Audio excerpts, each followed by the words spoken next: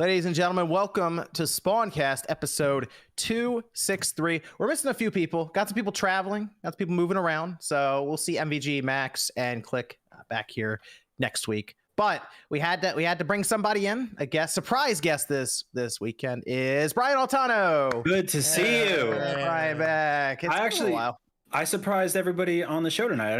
You didn't tell them until I got here. Surprise. It was the Stone Cold music hitting, basically. It was good. It was good. It was fun. I should have crushed a beer can against my head. Thank you for having me. I miss you all a ton. And this is good timing because you got your Steam Deck. You must have been the same wave as me. You got your Steam Deck the same day, basically, I got mine. So did you pre-order yours in like the first 4 seconds and still end up like Q2? I was pretty quick. Yep. But it seems like Valve is getting more emails out right now, so everyone's starting to get this stuff rolled out. So it's cool. We got about a day or so with it, so we'll do some brief, very early impressions with it for a little bit today. Talk about it. We got Nate the 8. Nate's here. Actually, when we're starting too, you're not going to just burst your way onto the scene halfway through. That's because it's Easter weekend. Okay. Good. How you doing, Nate? How you doing? I am trying to watch the Yankee game, but they're in a rain delay because they are playing terrible baseball, so I'm quite upset right now. Nate, bursting on the scene, that's the whole theme of Easter weekend, man. That's what that man did. That's true. Just burst right out of that cave. Right. Like, I'm back, bitches. They were like, Undertaker music played. Yeah, right. Yeah, they heard the bell, and the Romans are like, oh shit. Paul Bearer came out. It was the whole thing, man. Yeah, and Jesus was ready to cash in his money in the bank.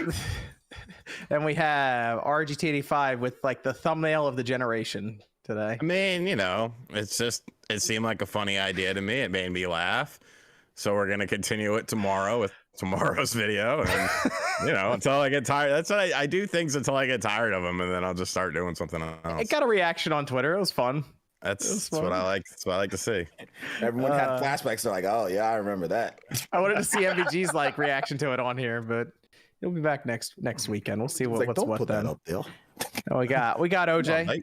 Player is holding down the Spawncast pre-show as well over there. Yeah, it was a ton of fun today, man. Thank you guys for coming through. A lot of you guys from the from different channels came through. John's channel came through. So thank you guys. Yeah, it was a lot of fun. 300 plus viewers. So yeah, awesome stuff.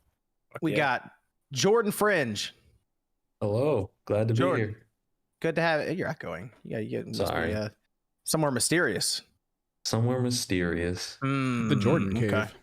The Jordan Cave. Good to have Jordan here. And then we got Evan. Yep. All right, cool. We got a bunch of stuff to go over tonight. We got the Steam Deck stuff we'll talk a little bit about. Then we got the Zelda talk, all the stuff around it being too big for the Switch. Sean's got the in on that one apparently. Yep. And we got Kingdom Hearts 4. That actually got announced like hours after we did our last podcast. So I want to circle back around because the NVIDIA leak strikes again. And here we are with Kingdom Hearts 4 somehow. And then we had that Nintendo Bandai mystery remaster remake that everyone's trying to guess at. And I figure we throw some of those out there tonight as well. So Evan, do you want to hit us with a Discord question to start with? What video games or video game products have you bought at a scalper's price? Ooh. Nothing. At a scalper's price? That's a good question. Yeah. The last thing I think I bought was, like Xenosaga. I'm thinking of games right now, but you said games. they said systems specifically, Evan. Oh, systems. Products too. No. So like a statue or like anything really. Just like I mean, I bought GameCube games recently. That should tell you all you need to know there. But like, would they consider that a scalper's market? Scalpers offer products that are currently out, whereas the GameCube stuff scalper market is in trade. second-hand market 25 years later. Okay. Yeah, I don't buy any scalping shit. I don't think I ever have. I don't think I have either. I don't care. Yeah. I mean, I even held up for the Steam Deck, and I actually thought about that for a minute. I'm like, I don't know, maybe. Steam Deck was the first time I didn't even do like the cursory glance at eBay to see what the temperature was, because I had a feeling it was terrible. It was ridiculous. It was like 3 times. Really? Yeah. It was, we call it Matt dropped the response to one of my tweets and was like, all right, time for eBay. And it was like the Steam Deck that I have, but like for $1,600 on. Yeah. eBay. I just looked at mine and I was like, how much do I love you? Yeah. No, I wouldn't do that to people. That's terrible. No. I don't think I've never had to do, I've always been like pretty quick draw McGraw with shit when it goes up for pre-order. I'll tell you where it crossed my mind. And it was kind of recently, was when the Switch OLED started making its way onto the scene early. And I tried to. I considered it. I'm like, I don't know, because it's. Well, did you see like the views that some people got on that shit? Like millions of views. Like, I wish I could have got. I tried. There was one guy in California, and I was like, "Look, I'll give you double price, but I need it like express shipped. I need it ASAP." And he never got back with me. Yeah. So that's what I would say. If you could find, and some people may pay it early, like for early copies. That I guess would technically still be scalping because they're taking advantage of the market. Yeah. Okay. So there you go. Hey, I almost had a story for you right there with the Switch OLED. Then there you go. Maybe next time we'll see. I definitely bought like import games and stuff back in the day that were. That's a good one. Import games. Yeah, I could see that. Like there was a bunch of. I remember like paying like $75 for Electroplankton for Nintendo DS. Oh, yeah. Only out in Japan. I want to play this shit. I was like, this is a first party Nintendo game that I can't play. I need it. And I paid definitely double retail, and that was probably the week it came out. Any amiibos? Any like amiibo come up where you're like, I gotta get that, and it's maybe like twice, maybe it's like $30 or $40 instead of 15 or 20. I never paid more for. I'm trying to think of like anything that I'm like, yeah, this would be it right here. I might have. That's a dark time I try to forget about. Amiibos. Yeah. I never paid more for. I remember like the Lucina amiibo. Yeah, was like going for crazy prices. Back, I'm like, screw this. I'll just wait till Lucina, because like Lucina's like my favorite Nintendo character. Yeah, I was just like, I'll just wait.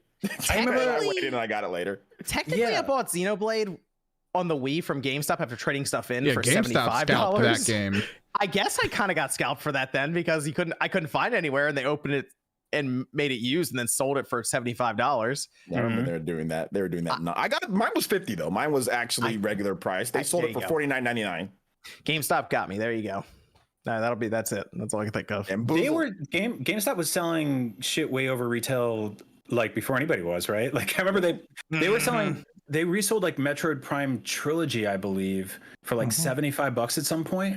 And it's like that was way above MSRP, but they just felt like they could do it. That's when GameStop did the reprint, because they didn't have the collector's edition. They just had the standard Wii box. Yep. Yeah, another one, Evan. Do you think that was very gross? Do you think every time? Do you think the PS Vita would have sold better if it was called the PSP2? No.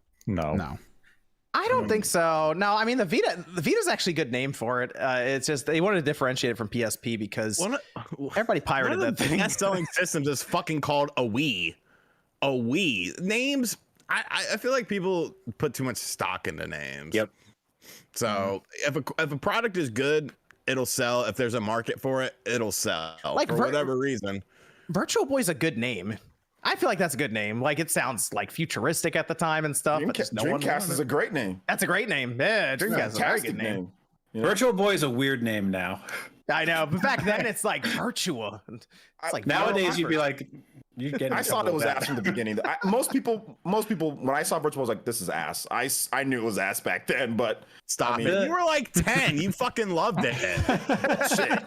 I did not like that. We loved it because we couldn't have. You were literally 10 or 9. No, there was no matter. You were playing it with no color. Nah, dude, when the ball comes at you when you're playing Mario, the red wireframe. I don't know about you, but I liked color in my games. I wanted to see that red. I waited 2 months on Virtual Boy, and I think I got it for like $30 at Toys R Us. Oh, wow, there you go. They cleared that one out quick. I chose a Virtual Boy over a Saturn and PS1 for Christmas one year. Ooh. No fucking regrets. No regrets. That's why you're in it right now because you chose it. You know what, OJ? At least you can see red. The Virtual Boy's useless. Would it just be blank? Yeah, it doesn't work. It'd just be black silhouette. Sean must be challenging all the multiplayer games with that. Hell yeah. Virtual Boy was the first. This is the first system ever made where they told you to stop playing it, right? Yeah, like it kept coming up to be like, please walk away, save your eyes. I remember thinking that was fucking insane. I was like, what are you dude, I never did it. The warning signs there. Who needs retinas? Hours. Telero boxer and shit. I was like, I played my NES like 1.5 feet from a TV for like 10 years. Like, now you're telling me I can't look at this thing. I just remember somebody was playing it and like somebody just pushed him and ran. It was funny stuff. Well, it really wasn't. He was like, oh. It really wasn't a portable system, even though they tried to No, it wasn't. make it one. Yeah. I mean, it really wasn't. My favorite was the Wii when they're like they tell you like every 15 minutes or so you should think about going outside. And it's just Yeah. like, it's just like a abandoned Wii remote next to an open window. And it's like There's like a breeze coming in. Hold on, what Hey, happened here? That was some stole this progressive child? thinking. Nintendo was telling us to touch grass way back in 2006. I mean that window might have been like a fourth story window. I don't know. It's not good. Jump out the window. Yeah, you got another Discord question, Evan? Do you think there is a chance we see Mega Man 64 on the 64 NSO? Yes, they need to do it. I don't care how much money has to exchange hands. Let's just get it on there because basically it's Mega Man Legends.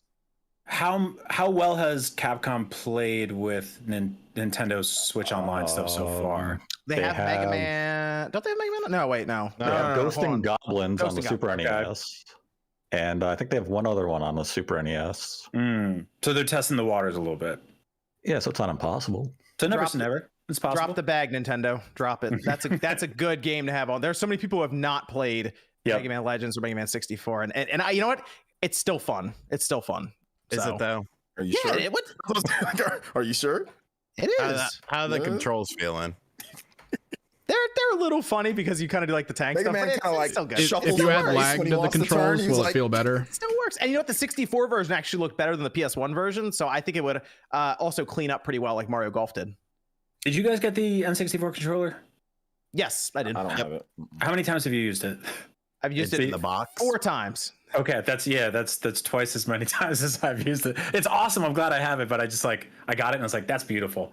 Goodbye. Yeah, I almost don't want to touch it because I'm like, this seems like it never comes back in stock. I almost feel like I just have this rare item that like no one had ever seen. Mhm. So, let's go. Let's start with the Zelda controversy with This is not a controversy. Sean. This is not a controversy. It is It is an opinion from an outlet. exactly, And that is that's all what- it is. But people are taking it as fucking gospel. And I mean, I respect Digital Foundry for what they do, obviously, but they're literally looking at something that everyone else is looking at and saying, oh, well, you know, some of these textures I don't think could be on the Switch. And oh, these clouds, the volumetric clouds, you know, hey. And it's like, okay, is that enough? I'm looking at the definition of controversy right now. Disagreement typically when prolonged, public, and heated. But I mean, it's just. But what's the But definition of it's an prolonged? opinion from an outlet where they continue to say, I think, and could be. It's not a factual statement. It's just them looking at something and saying, you know, I think this could be something that it's not. That doesn't make it a topic that people have to be clinging to, making articles about and saying, analytical experts say this game could possibly be on something else. Nope, Yeah, I it agree. could be. I agree It with Digital doesn't- Foundry It does what we saw. Based on what? because I needed to say controversy in the title. I agree with Digital Foundry. Okay, I think we're gonna go back and look at this footage, and it's gonna be compared, and I don't think it's gonna look as good as what we're seeing in the footage right now. What we're seeing in the When footage is right that now t- is an in-engine cutscene. It's like the story sequences we saw in Breath of the Wild 1. This isn't gameplay. And I don't think it's not gameplay like, either. well, heavy hitters in the chat just said something good. Why did it take them so long to speak on the clouds? It was the first thing I noticed during the direct premiere. It's not like we've seen anything new and been like, oh wow, wait a damn minute here. And the weird thing to me is the game I questioned was Mario Rabbids. I looked at Breath of the Wild 2 and I was like, oh, okay, looks good. Yeah, I that's didn't Ubisoft. think- Ubisoft's gonna do that. They're gonna dress that thing up. But I mean, I didn't think anything more of it than that, and I don't know why. I will don't know admit why though, the- when they started showing things like, for example, Link, I messaged MVG. I was like, "Is this on the Switch?" He's like, "No, that's not in-game footage on the Switch." And I'm like, "I think you're right. I don't think that's in-game footage. It has to be in-engine, like you're saying, Nate." But then it comes back to Nintendo dressing it up and showing off something that's not going to look that way on the Switch. But we've seen this time and time again from numerous publishers and developers. This isn't new for the industry. Look at the original E3, was it 2013 or 2014 footage of Breath of the Wild on the Wii U. That did not look like that on the Wii U or the Switch when the game came You to know market. what? It was I an would- in-engine You know what I would have said? demonstration. I would have said, "Nope, they're showing us stuff that's going to be on another system. This is not just a Wii U game."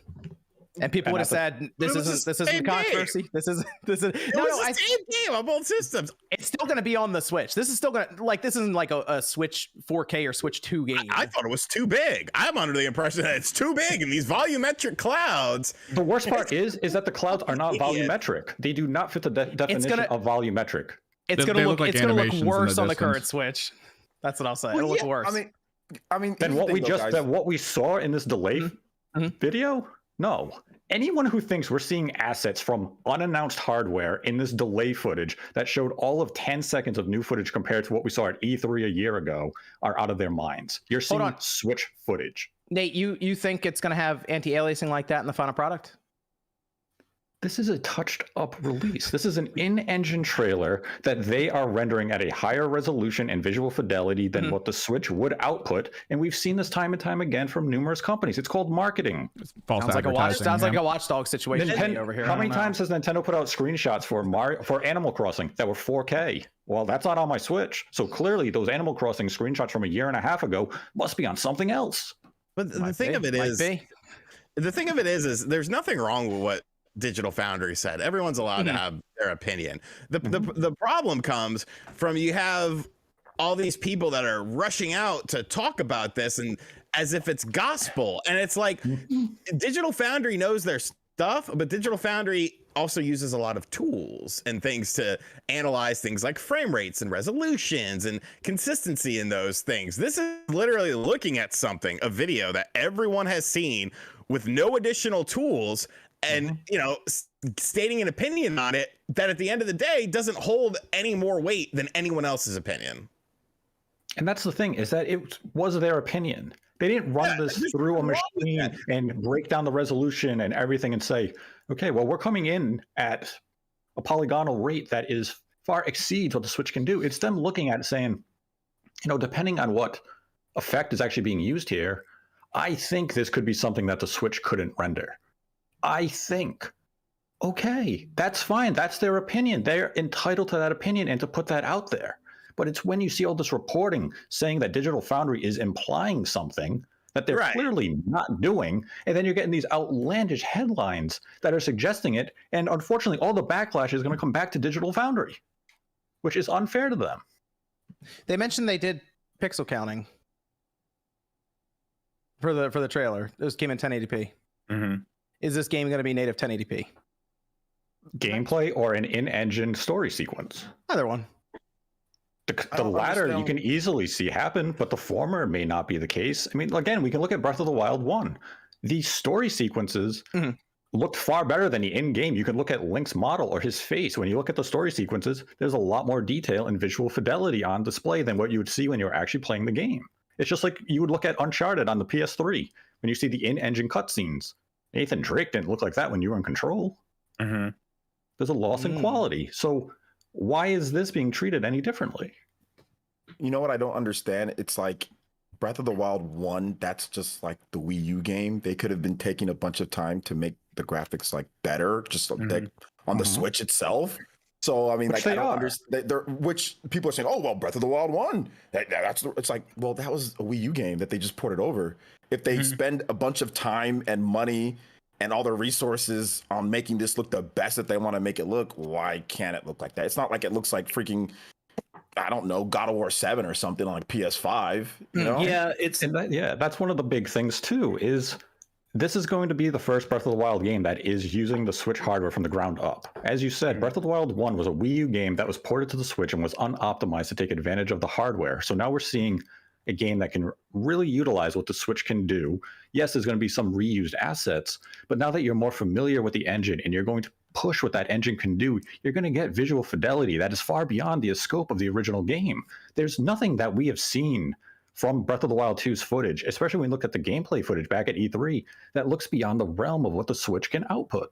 What were you trying to say, Brian, earlier? I was going to say this one's in a unique situation because it's a Switch game, and it's different than seeing bull shots of Watch Dogs, because you're like, well, theoretically this could scale up to the highest end PC possible and I'll get to play it in max settings, but obviously people playing it on a last gen console won't get the same experience. And also this is like, we're several years now into the Switch's life and people have been begging for a successor forever. we don't have to get into whether or not that's needed or not. If you look at the sales, it's clearly not. They seem comfortable, but also like ultimately either they ship a game that doesn't look as good as it did in a trailer a year or two prior and people are pissed off, or they tell everyone you have to spend $350 to buy a new console to play this and everyone's pissed off for a different reason. So you gotta, it's gonna be a fucking beehive no matter what, right? Like it's gonna be. So I'm fine with either. Like if they can magically make this thing work on current hardware, great. Everyone has one of those or two of those by now. Otherwise, I'll happily go out and get the new thing. You know, which game did they upload? I think it was Nintendo. Was it Europe? Nintendo Europe? Someone uploaded on Nintendo. It was the game, but it was at 60 frames per second. And I have to remember which one it was. But I looked at that. I remember that. Yeah, I remember I brought that up. I'm like, why did they upload? Now I want it in 60 and it's like 30 the whole way. I'm like, that's weird. And I think Activision did the same thing with Crash when they first showed that off. They uploaded at 60, and I'm like, what is going on with these companies at times where they show off this kind of footage that we just won't have access to at all? But I think this is certainly going to be compared whenever they finally have more to show with Breath of the Wild. Was it? You'll see the title. Was it downgraded? You know, all these things, and it's more like, is it fun? Breath of the Wild 2 downgrade controversy. That's definitely going to happen. I mean, it happened with Mario Kart. Then Mario Kart ends up looking better with the DLC when it comes out, and it's. But I think this is the game you launch new hardware with if they really want to next year. So yay, maybe we'll have new hardware anyway, and it won't matter. You see, that's the thing and that's what people are going to conflate is. This could launch with new hardware, but the footage we are seeing now is not indicative of new hardware. Nintendo is not going to release assets of unannounced hardware with a game right now that they have announced for the Switch 3 years ago and have since shown twice in the last 13 months. This isn't footage from a Switch, though. It's probably from like a dev kit or a computer or something. It could be a dev kit. It could be the PC that they're developing the game on, but it's still targeting the current Switch that you have in your hands right now specs. Yeah. There you go. Do we need to get like a grass gate, tree gate? Oh yeah, I hope so. There better be a GameCube tree somewhere. I mean, they're already talking about the cloud, so it's got to be cloud gate at this point. Oh, what if the clouds are like 2D from the right angle or something? Ooh, that'd be a fun week on the the little internet. animated GIFs in the distance, and that's it. Think of the money we'll make talking about it. So. No. Jordan, good to see you. Yeah, Jordan here. Oh, got the camera working. All right. Good seeing you, man. Yeah, good seeing you. Hair's looking magnificent as always. Appreciate it. Glorious is the word I'm looking for. There it is.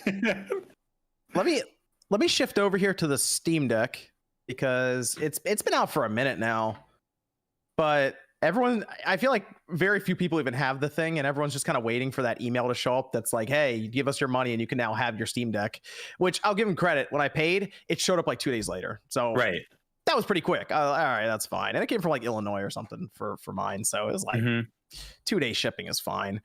But I got it. I unboxed it. I've checked it out. I think I have a video going up tomorrow for an unboxing on it.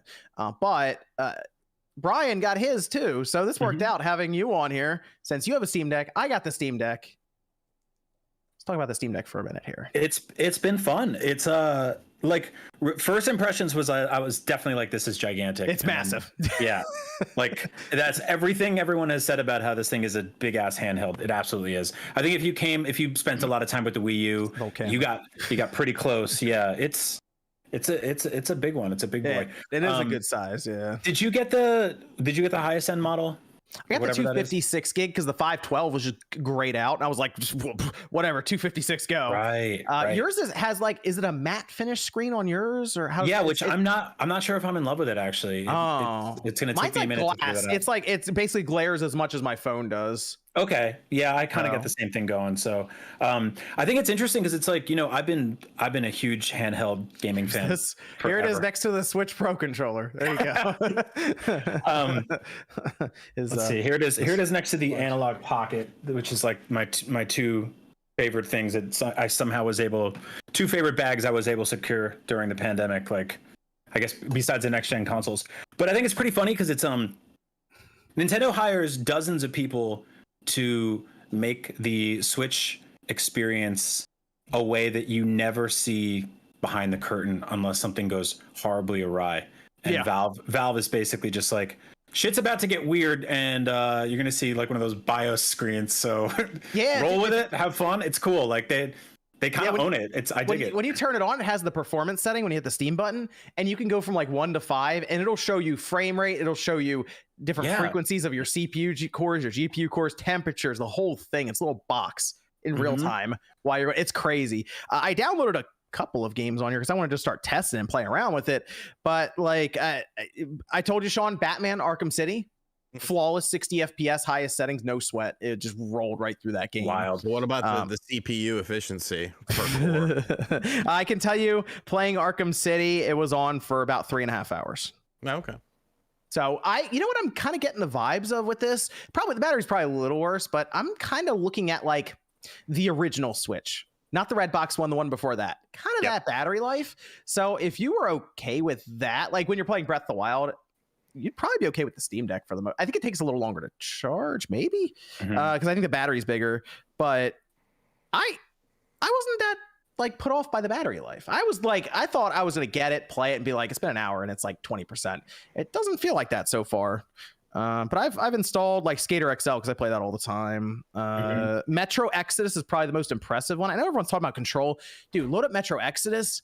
It's a game that looks really like it plays on like the PlayStation 5 and all this stuff. Looks phenomenal. But even on here, it looks so good, and it's running between 45 and 60 frames. So it is like a consistent frame rate above 30. So if you capped it at 30, you just want just a straight line basically for it, you'll get it for the frame rate. But the controls feel good. A, B, X, and Y are a little close together. Like, they're like up here. I can cover the whole thing with just my thumb. Yep. The analog sticks feel like a controller. Yep. But then the buttons feel like they're a handheld. I will say that my biggest gripe with the buttons is the Steam button and the whatever that they call that, the dotted line hamburger, whatever. That thing. I call it like the menu button or something. The menu button. They're like recessed, or they're kind of flush with the front of the system. And if you're playing like in a dark room and you're trying to just like get the full experience of your game, you can't really see them. And they don't really protrude enough, so like reaching down to hit them is kind of cumbersome. No give to them. There's no travel, nothing. It's weird. Yeah, it is weird. I think the part that's a little strange for me is they put haptics in the touchpads, which feel like you just start moving around and it's just buzzing at you constantly.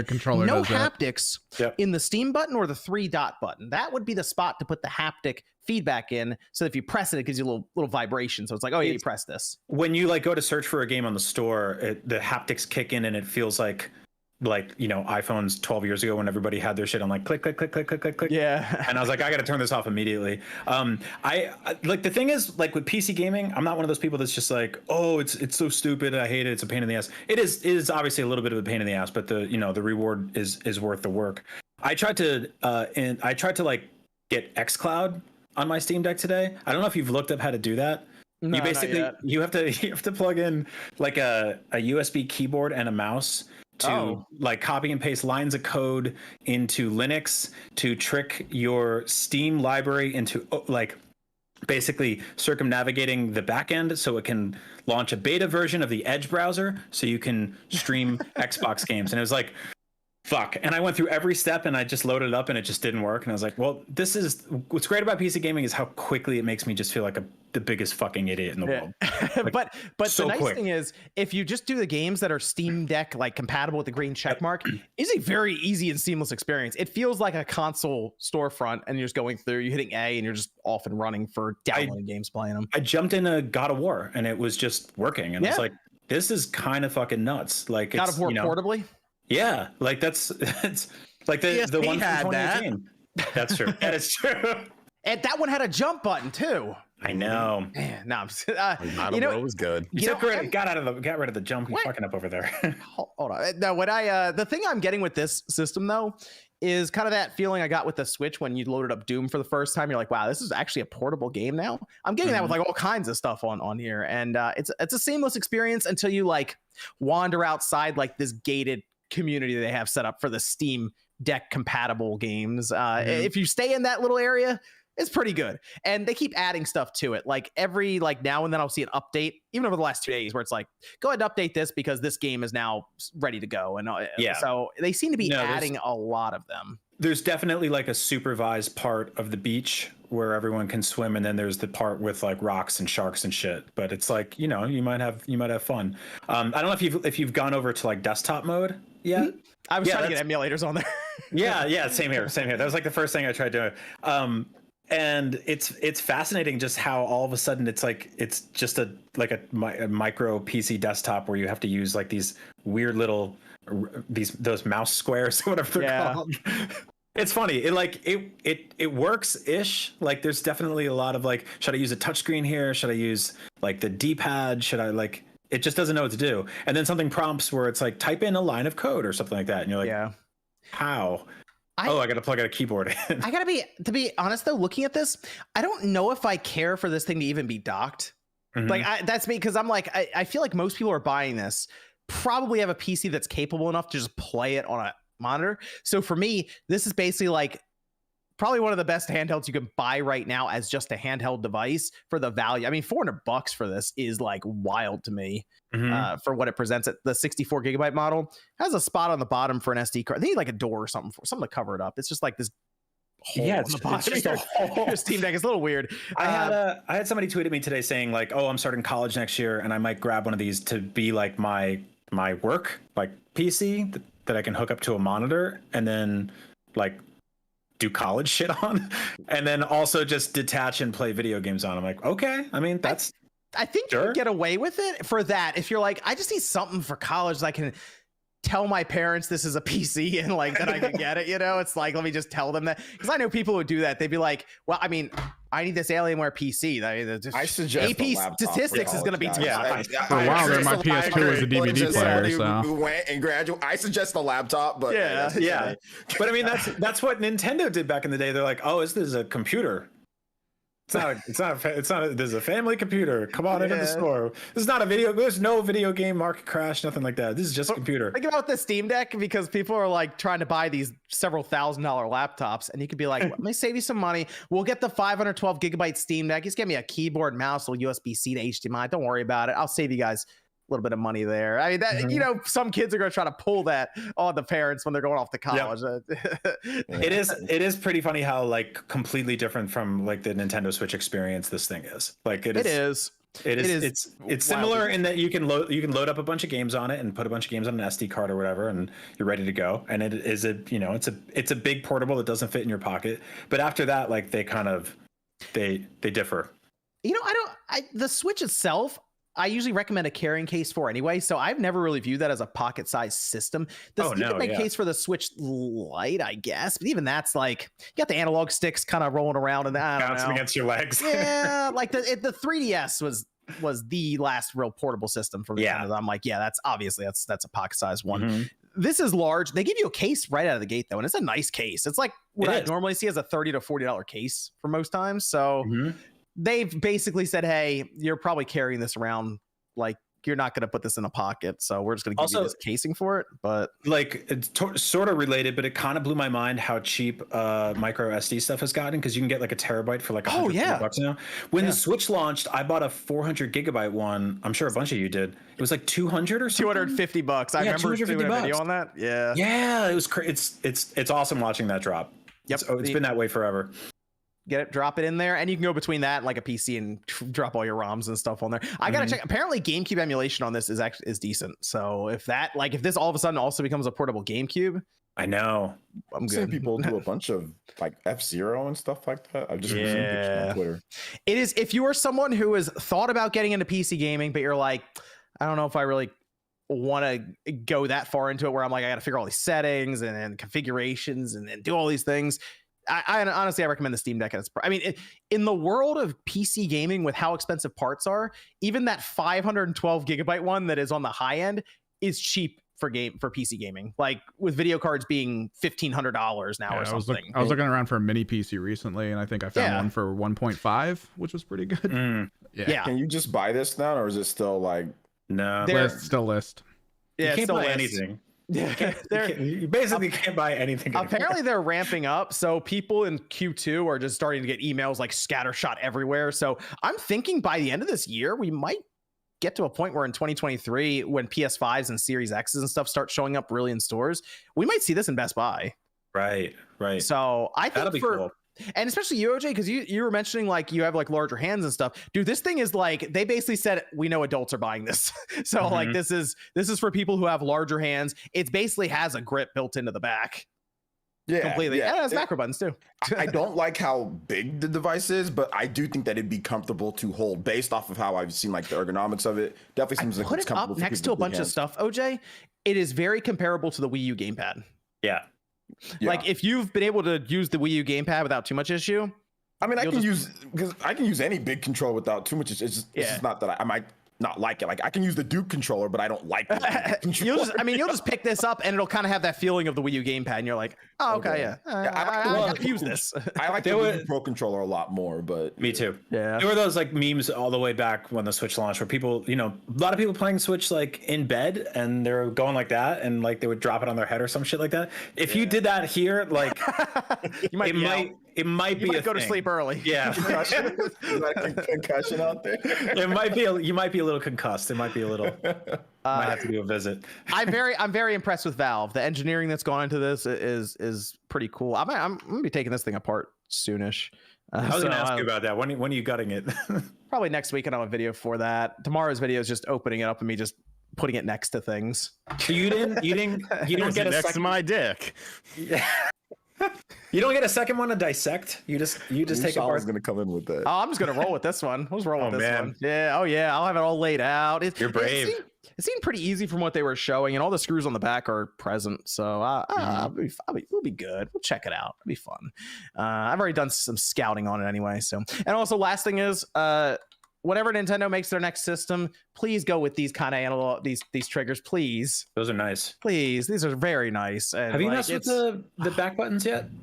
I haven't set them up, but I can feel them here. It's a little odd because you have to press against the back, not against here, it seems, which is fine. They're hard to accidentally press, I guess is the idea. Yes. Yeah.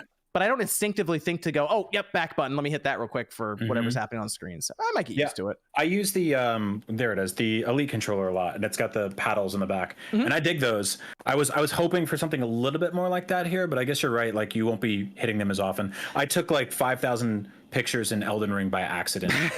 Just from that. Because I had like the photo button map back there for some game, and I just kept clicking it. But speaking of which, I played Elden Ring on Steam Deck, and it's just like it just works. It's wild. Oh yeah, it's pretty. See, I thought about it, but I'm like, I've spent so much time with it, I've moved on. But I thought about Ghostwire Tokyo, just to see that. But again, I'm pretty far into that on the PS5 now, so I gotta figure out the next big PC release that I'm just gonna be like, let me see if I can play through it just on the Steam Deck and just see how that does. But I'm enjoying it. I think the Steam Deck is a pretty good pickup if you can find it at its MSRP price. I would not recommend buying it on eBay at all. And you know what? If you're going to do it, I know the 64 gigabyte is interesting, and you can get away with it because you can get an SD card and throw it on top. But in that case, I would just go for 256. Yeah, and get that faster memory and all, the faster storage and all that, just to do it. Yeah, my friend, you guys know Megaran. He was tweeting about like he got the 64 gigabyte one and just basically immediately hit a wall. Just like was there's just like I think it was that fits. Basically God of War or Elden Ring, like one of those, and then I think Lost Ark's already bigger than that. Yeah. You could fit like one game in Microsoft Paint.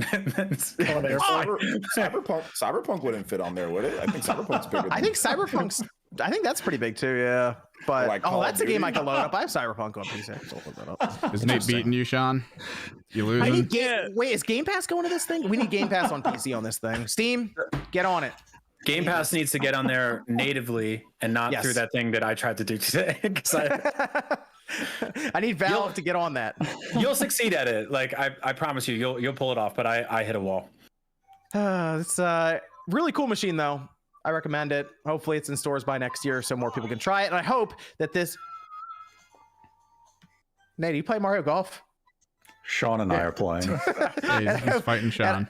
And I hope this is something Valve continues into the future. Like they just keep doing revisions because I think they'll come up with some cool ideas. They already have some cool ones here. So I'd like to see them slim it down more and play around with a few things like those buttons and other things we've talked about. But hey, cool stuff here. Yeah. Shout out to Valve. Let's see. Evan, we got a Discord question over there. I've been trying to look up the specs for the Amico to gauge performance levels, but it's Oh, surprisingly my gosh. hard to get information. Does anyone on the cast know how it stacks up to, say, the Atari VCS or the Switch? So not- this is not even- so Doesn't this even is my exist. this is my OnePlus cell phone. All right, and it is significantly more powerful than that Amico. It's pretty much like a 2011 cell A phone. while ago, they had specs up for a little while because I started looking into this. I was like, let me do a video, and then I saw what happened. I was like, it's a waste of time. So I didn't. But it was like 3 gigabytes of RAM. It was basically, from what I could tell, a processor from the generation before what the Switch was using with the X1. So it's not good. It's like a tablet processor that used like the what is that GPU called? The Mali 400. It's an old. They were definitely building that out to be cheap, and now they want almost $300 some odd for it. It's DOA. It's done. Just move on. Where are we at with this thing? Is it real? It's Like- not. I don't see any way this thing's gonna get produced in any meaningful way. Okay, because like less between production than the Steam Deck, yeah. who is this for? Like No one Nobody. knows. Weird, Right? weird 40-something-year-old men on Twitter. Oh, There's a fun More picture. Let me see Follow what Rico, and that's we got a about it. couple of He those here. unfollowed Even, me. even we're like, what is Son of this a for? bitch unfollowed me. I couldn't believe it. Super Really? weird, like weird, super weird guys. Super weird. Like, have you seen these videos? These Amico videos? No, They're- They're no. amazing, Oh, dude. no. The Miko cult, Speaking you of got to go fucking- down the rabbit. Fuck you! Fuck No. you! You got to go down the rabbit hole. Oh man, What was that? oh, man.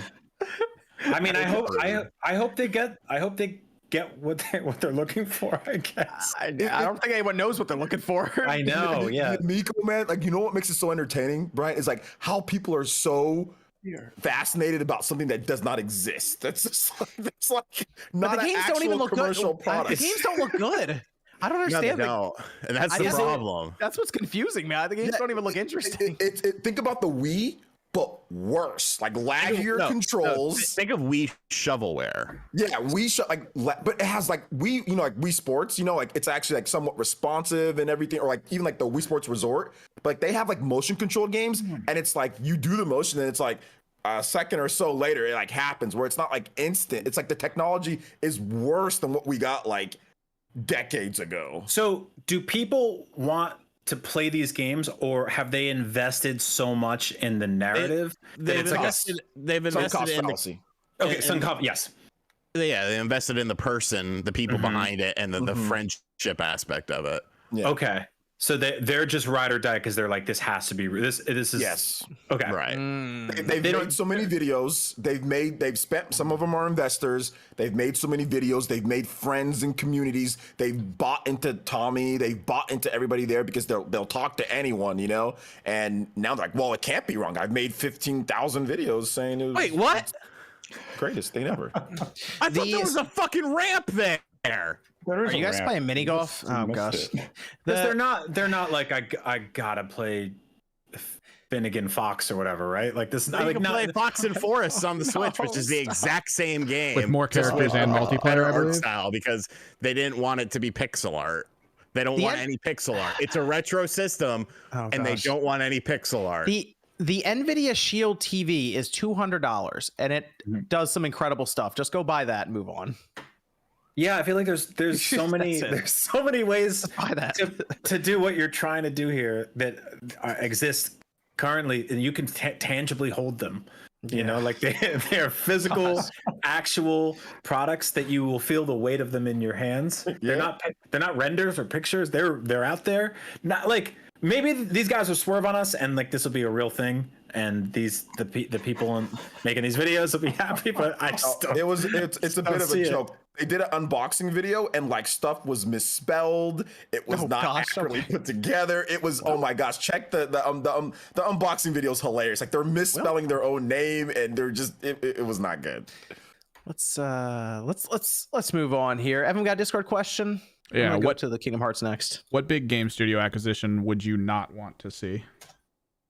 That I wouldn't want to see.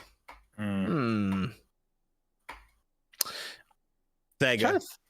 You don't want to see Sega get bought out. I don't want to see Sega get bought out. I don't want to see. I kind of don't want to see Square get bought out either, because they've been doing a lot more interesting things and also some really dumb things. But like, I feel like if they got bought out, then, for example, the like the Team Asano stuff might stop. I don't want to see anybody get bought out anymore. I think that enough is kind of enough. I was gonna say I'm kind of good. Like there's about there'll be more, Kojima. though. Like Kojima being like his, like that's gonna make things even. He's gonna be even less restricted if he's bought out. Like, but he's a creative dude, but like I want him to be able to make the type of games, even if I don't like them. Kojima's not making Death Stranding under any one of those companies if he was owned by That's them. what I'm saying. Exactly. He's not making that type of game. I mean, Good. See, he should get bought, is what you're saying. No, what I'm saying is that they should stop being douchebags, Konami and Kojima, and work together and make a freaking Metal Gear game. Stop like depriving the gamers of what we want with that. We all want Kojima to work on Metal Gear. Konami is lost without Kojima with Metal Gear. We all know what we want, but they're both stubborn as hell. You know, that's what everybody wants is Kojima. Hey, just do it as an independent contractor. Look, Smash Brothers isn't made completely by Nintendo. You don't have to have Kojima working under Konami for Metal Gear to be made. That's what people want, you know? So I like them to keep their independence, and they can do their contracts at the same time, you know? So if they want to make an Xbox game, he can go make an Xbox game with Phil Spencer funding it, you know, if they're independent or whatever. Let's go to Kingdom Hearts 4. This was, I don't know, I must have been like missing this, but apparently people were actually expecting this to get announced. Although from what I've heard, they would do that for a lot of these events. But like Kingdom Hearts 4 is going to get announced. Here we go. This time it actually happened. Like Kingdom Hearts 4 was announced. It's in development. It's kind of where they left us, but they did have at least a trailer, and I'm going to say in-engine gameplay. I feel like the game's going to look different when it actually comes out, like just in general, because Square does that a lot. So I kind of think when we see it, the final version, I don't know if it's gonna be like the Final Fantasy 13 versus situation. So it's too big for PS5. Is that what you're saying? Too big. I just want to know, by the time that this game is done, how many more kids will John have? I'm pretty sure there might be at least another 2 or 3. Well, maybe? here's the thing with this He's game. preparing a compound of children. Kingdom Hearts 4. They showed off a trailer with Sora, who look more like Noctis actually. He does look like Noctis. He lost his big feet. He doesn't have big feet anymore. No more clown shoes. What happened? They showed him inside a city or a town or. I'm not as into the Kingdom Hearts stuff. I've played the 3, 1, 2, and 3. That was it. That's all. It's a modern day Shibuya. It's like a modern day like Japan, like Shibuya, whatever. Great. I'm sure the World Ends With You will be in there somewhere. No, it's not. They already said it's not related to the World Ends With You. It's not. There's no World Ends With You stuff in there. It's just in Quadratum is what it's called. Quadratum. But he might. It looks like he's going to change the look. So just like, you know, Kingdom Hearts being the other ones. So that look that he has in the Quadratum is going to be different from when he goes to different places. So that's just the look when he's there. So he's in the realistic town, basically the realistic world. I saw humans and like just people just walking around there. So yeah it could be. Looks like it could be good. Hopefully, it's sometime in the next 3 years. That's what. So that's the biggest thing. They said it's currently on Unreal Engine 4. It's being transitioned over to Unreal Engine 5 during development. Yeah. When is this game coming out? I think 2 to 3 years from now. That's my guess. I could be wrong, but the last time they announced it in 2013 and it came out in 2019, but that was a bit harder because they went from their own Luminous engine to Unreal. They Unreal 4. Now this should be a bit easier. So I think it'll be 2 to 3 years, but that's just, it might be more. Donald and Goofy in there too. I think people are missing like the real thing here is, how is this Kingdom Hearts 4 coming right after Kingdom Hearts 3 and there's not 75 games in between before we get to 4? There is a cell phone game. There is a cell phone game. Yeah, that's one. We need at least 10 more. There'll be more. We need some hyphens. We need a couple decimals in here. You know, this can't be a straight path. All right, fully going backwards. I need to be as confused as possible going into this one. But all right, so you think 2 to 3 years, OJ? So here's a better question. What comes out first, Kingdom Hearts 4 or Final Fantasy Remake Part 2? Ooh, that's Part 2. Or Metroid Prime 4. Oh, man. Nate. That one hurt. Well, if you're Man, adding them, it sounds like I Metro think- Prime 4 is coming out sooner. I Can I think say Metro Metroid? Prime- Because that's the only one I want of those. He was putting. I feel like now putting. I do wonder if people who have just not gotten into Kingdom Hearts at all are just like, I guess intimidated by the series. They're like, Oh yeah, I don't know where to start. Like, what do we're I do gone. here? Like we showed it's the same thing with like God. like I never got into Harry Potter, and like I have no idea what's going on, and it's too late. It's too late. I just can't. I'm kind of the same way. I can't jump in now. I mean, you played the first 3 games. That's further than I could possibly do with Kingdom Hearts. I did play the first 3. Yes. Okay, Numbers, so that's all numbers. So you have you have some basis of understanding what's going on. I have For no me, idea it's what's like, happening in this series.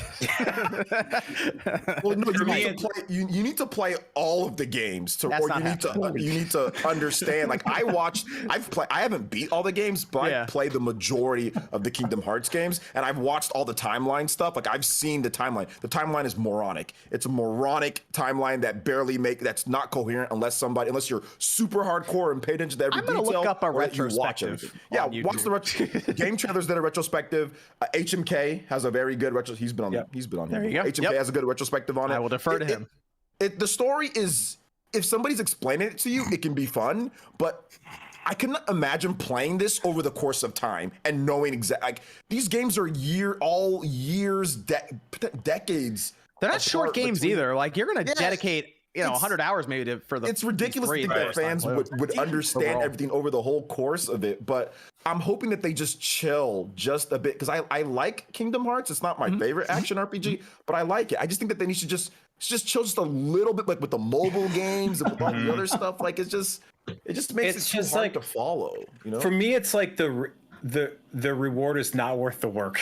you know what I'm saying? Like I don't want to put all this effort in just to learn more about like fucking Goofy and the kid with the big shoes. Like I'm good, like no disrespect to the Sora, no disrespect to those fans. I know this is your thing, and I know how passionate you get about it because I've been on the receiving end of this before.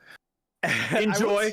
I'm gonna dip out. I will tell you, when Kingdom Hearts 2 came out on the PS2 and it was a lot easier to follow everything, I was super hype at that time. Like everyone was really excited for Kingdom Hearts 2. Yes. Everyone. I I like remember that. we skipped school, I think, that afternoon. We got the game, we went back and played it. And that was after or right around was that after the 360 came out? Hold on. No, it was before. It's right Donnie before. did It was the same something year. naughty? Is it the same year? Was it? It was the same year, 2005. Yeah, don't tell me. Oh, was it 2005? Oh, okay. I thought it was 2004. My bad. I feel like it was 2005. I'll have to look. It was the same year. Oh, go ahead. Yeah, I'm pretty sure it was the same year because I remember working at GameStop that summer, and it was constantly on loop hearing Sanctuary. December 22nd, 2005. Because I remember I walked in because we all picked up the game. We went back to my friend's house because he had like multiple TVs in there. And I remember I got there and I was like, unplug that trash 360. We're playing Kingdom Hearts 2. He's like, but I'm trying to get through Condemned. I was like, no, take that system and throw it on the shelf. You got plug in the PS2. No, I do think that get the composite plugs out. I do think they'll try to make it more coherent though with the story. Like I said, when you put everything together, it can be very entertaining. I will say that. Like if you watch a retrospective, it can be very entertaining for like the story. And I was entertained, but it's just there's just too much like weird, like a lot of weird stuff going. Like Sora, there's this, and then he lost his memories, and then another person formed. That's the other kid that you see of Sora's memories, and you know what, OJ, I will meet you halfway. I will watch a Kingdom Hearts retrospective breaking into the story. Yeah, watch it. I need you to review that in one tweet. What you need to do, Brian, is review it. watch Kingdom Hearts retrospective, then watch Metal Gear, and then compare which one you're more. Oh, and see which one's great. Metal Gear is actually good though. I think Kingdom Hearts crazier. I think Kingdom Hearts is a little bit crazier. There's too many games. Talking duck and shit. You don't have that in Metal Gear. Do that? I mean, I had a double check my brain on that. They might actually have that in Metal Gear. They might.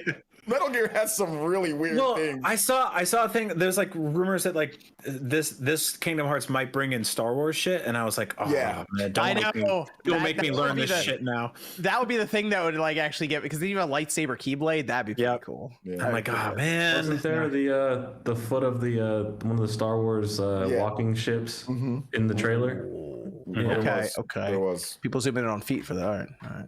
It was like destroyed, or maybe there's like it was like from Star Wars. It was like from the Star. So people were saying, "Oh, there's gonna be Star Wars." And I mean, it makes a lot of sense. Why not? Yeah. Makes sense. Shit! I would have punched my fucking monitor if that went in. That would have been a great putt. Oh man, They're playing Mario Golf. So here's the other interesting part. All right, this is one of the games. Correct me if I'm wrong. That we looked at NVIDIA leak and we're like, "Nah, Kingdom Hearts 4." Mm-hmm. Everybody laughed at it, like, "Nah, that's not happening." I did it. I feel like we did. That was one of the most realistic ones on there. That was No, I feel like we looked at it and Kingdom Hearts laughed. games, right? No, I feel like we looked at it and laughed because a lot of people were like, I don't did think it. that's gonna happen. They've been making Kingdom Hearts games for 20 years. You think it was getting announced this year? I don't know about announced this year, but I knew that it was coming. I feel like a lot of people were like, that's not happening for a while. I haven't seen Okay. Kingdom Hearts 4 for a minute. Well, yeah, because I guess we just got Kingdom Hearts 3 in 2019. So I think the last time we even looked at the NVIDIA leak, we were kind of like shrugging off Kingdom Hearts 4. Like, that's not happening for We a looked while. at the leak literally last week. No, before that. Wait, did we? Did we look at it this week? Yes. Because Tactics Ogre was on it, and That's trademark just happened. right. I don't know if we brought up Kingdom Hearts 4 for that one, though. What's I feel like the overall track record on that leak is like It's pretty good. solid, right? Yeah. It's pretty obvious that those are all things they were like remote working with, or at least pitching the idea of. So You like, know what could happen is, since Square Enix is doing this, Go in the water. and they, Disney is also it's all their IPs in there. This is the easiest way where they can somehow save what they did with the Avengers game and have those same characters in the crossover world for when Sora eventually goes to help the Avengers fight off aliens. Oh, Jesus Christ. are they gonna do that? I mean, why not? If there's a tease at Star Wars, and now there's a play that Square Enix has double access Marvel? to Marvel stuff now, I think it's a no-brainer. I think they're gonna do it. I mean, at this point, yeah, why not? Do you think? I mean, Final Fantasy IX remake, Nate, it's happening. Yeah. They're remaking Final Fantasy IX. Yeah, they're remaking Final Fantasy IX. Nate, expand upon it. Chrono Cross was on there. We see Tactics Ogre. Who was like, yeah, Tactics Ogre's gonna happen, and now they got a trademark. That seems like that's Tactics Ogre. It's gonna be on the N64 online service. Watch. I swear to God, it will be. Watch. Well, the trademark's like Tactics Ogre Reborn or whatever. But I mean, yeah, why not drop it on the 64? That'd be cool. I'll take the that. one RPG. It'd be funny if that game, the 64 game, was in the video leak. Just slide a couple of 64 games in there. Why not? Quest 64 might have been in there. I don't know. That's like 4 months worth of releases right there. Final Fantasy IX remake. Anyone want them to take a shot at that? Yeah. But what's going to be interesting is the style that it is. What it's going to look like. You want to take a shot at that? You want Namor to get his hands on that? Oh, just remake the same game. Oh, I think that's what people wanted with 7. They got the monkey paw action where it's like, all right, you can have your remake, and we're retconning, and we're moving. They're not going to spend that type of money on Final Fantasy 9. 7 is very marketable. It has the characters. You're right. Yeah, I think 9 might be that one-to-one remake people want. Yeah, because it's going to be like 8. Yes. They remastered or it says remake. I wonder if they're like, let's do a little more with 9. Yeah, they might do a bit more than they did with 8. I can maybe see that, like doing just a bit more. I guess like 8, like I guess the source code was lost, so they like reverse engineered it or something. I don't want a remaster from Square right now. You saw Chrono Cross.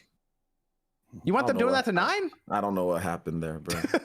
I don't know. Square's a little shaky right now for me right now. If I ask for a remake, they're just gonna change everything. If I ask for a remaster, they're gonna give me a game running at like 10 frames per second below the PS1 version. Something happened because their remasters are usually good. Like you can go 7, 8, 9, like even when they re-release it or whatever, right? Like 10, 10, 2, those are all 12. They're all really good. And then this happens. I don't know. Yeah, it was very weird. Yeah, it's weird. Super weird, man. I hope they figure something out with that. I don't know. I'm half and half. Maybe they do like the Trials of Mana approach, where it's kind of like that sort of remake, where they make it for look 9. Yeah. That would be nice. It's not like the full-on 7 remake budget, but they're like, let's throw a little bit of money at like it. a little Make like it- double A type of game. Yeah, that'd be that's great. fine. Yeah, I'd take that. Trials of Why Mana not? was good. Yeah, do something like that. That'd be cool. That'd be cool. Unfortunately, I don't. 9 is very good, but it doesn't have like a Cloud or a Sephiroth or something like that, where everyone's just like, well, yeah, I know that character. So, Yeah. It's got a Zidane or whatever. but the game itself, all the way around, is very good. The game is incredible. Final Yeah. Fantasy 9 is fantastic. So that's kind of where I hope they go with it, because it'd be really cool to get more people playing that game. There are a lot of people look at the PS1 visuals and they just kind of move on, and it's a shame that it's like that. So I don't know, that NVIDIA leak, keep an eye on it, because like most of it's right apparently.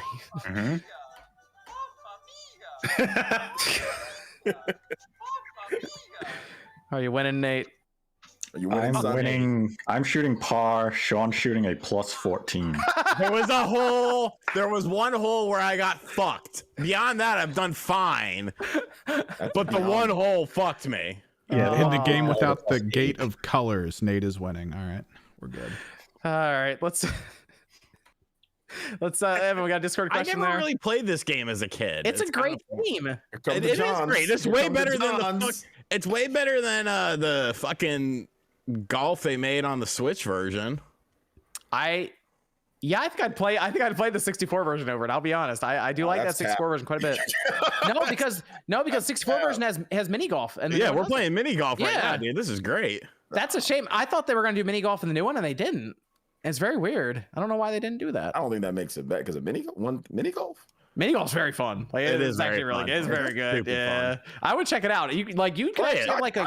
Grab your fucking Switch and play with us. Dude, I played Mario 64 I have the fucking cartridge. I played it like crazy back in the day. Like, Well, you didn't play. because I didn't get to afford games back then. I You didn't played play it for like 1,000 mini golf hours. enough. You obviously didn't play Played mini golf. I played it. We I played mini golf a played lot. it. I think we played that more than just like regular golf in the game when we I played played it with rent my friends back in the day for hours when I didn't have anything else to play. We used to rent a Nintendo 64 and like 3 games from like I think it was Oh, California Jesus. Video, and Yeah. golf was always in there. It was always golf, Mario Kart, and maybe a Mario Party here or GoldenEye. That was it. I haven't thought about California days. Video in forever. The good days. Yeah, I know. Yeah, it's sad when they shut down because that's the only place that would actually rent out a console to us, and now it's making sense because it was like $25 for the week, and oh, they're gone now. So that makes sense. And people used to put down fake names and then just dip and never come back. I'm and sure that happened yeah. a lot. take the Yeah. console. I'm sure. Yeah. Let me go to some of the super chats here. Joe says, with Scarlet Nexus having 2 million people playing on Game Pass, I guess it doesn't matter that it's the inferior versions of the game. I can't play it without the adaptive triggers on the PS5. It feels wrong. Yeah, Game Pass bump. There you Scarlet go. Nexus does not have 2 million people playing it on Game Pass. That's not what was said. They sold 1 million copies total between all the different platforms, and then 1 million people downloaded it and played it maybe once or twice or all the way through on Game Pass. Not 2 million people on Game Pass. I heard it was 6 million on Game Pass. And Xbox is the place for RPG gamers nowadays. This is what I heard. I don't know if it's true. It's or not. they just need people to play that game because they're trying to establish that property beyond Another video demo. games. They put out a new demo for the game. They just need people to play it because they got like an anime. They're trying to do manga. They're trying to do all this That stuff. anime with is this trash, thing. by the way.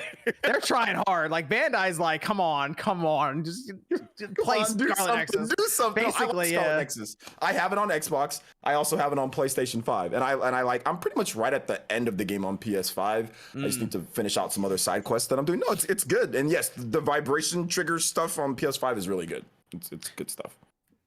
Dark Type says, I mentioned this before in a news wave, but personally, I think Breath of the Wild 2 is not too ambitious for the current Switch. Sure, I'd love to see a Switch 4K. Who wouldn't? But it really goes to show how far the Switch can be pushed. PlayStation is better. Says No More Heroes 3 flop bad on Switch. PlayStation ready to save Suda 51. Well, the game sucks. It's a mid game, regardless of my problems, regardless of graphical issues or not. That just brought it down more. But at the end of the day, it's still a very mid game. Oh man, it's mid. So is it mid or does it suck? Which one? It's mid going towards suck. It's not mid going towards good. No. And I don't care what anyone says. It's true. You just think it's an average game.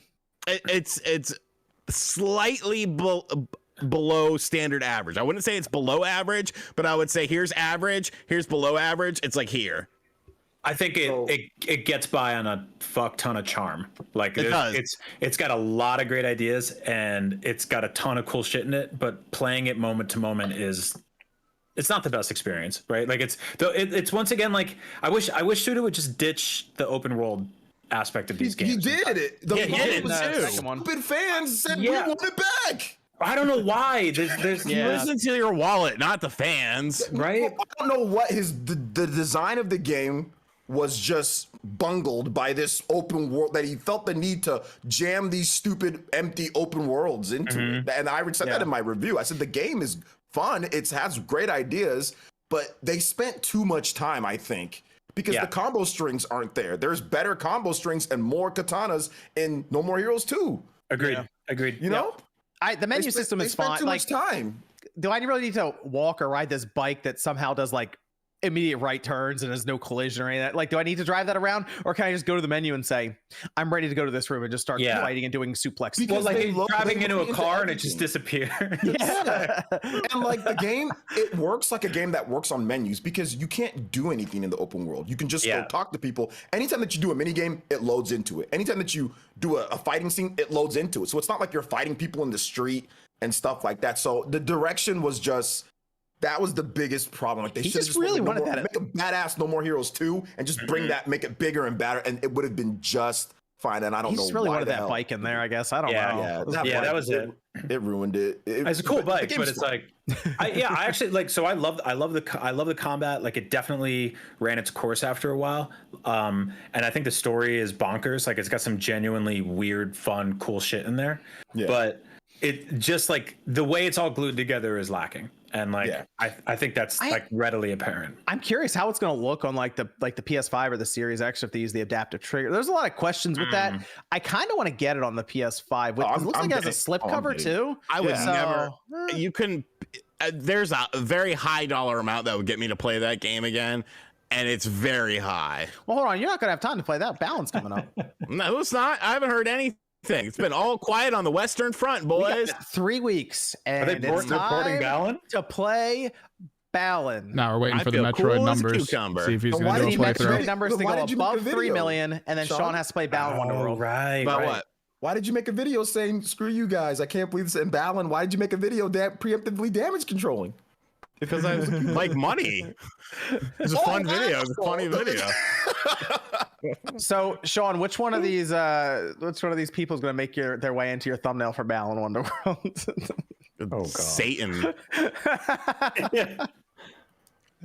Go off what you said though with No More Heroes 3. I think it's going to just run a lot better, but it's still going to look empty and all that. It might touch 120 frames in this game.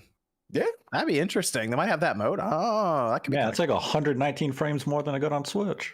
No, hold on. It doesn't matter.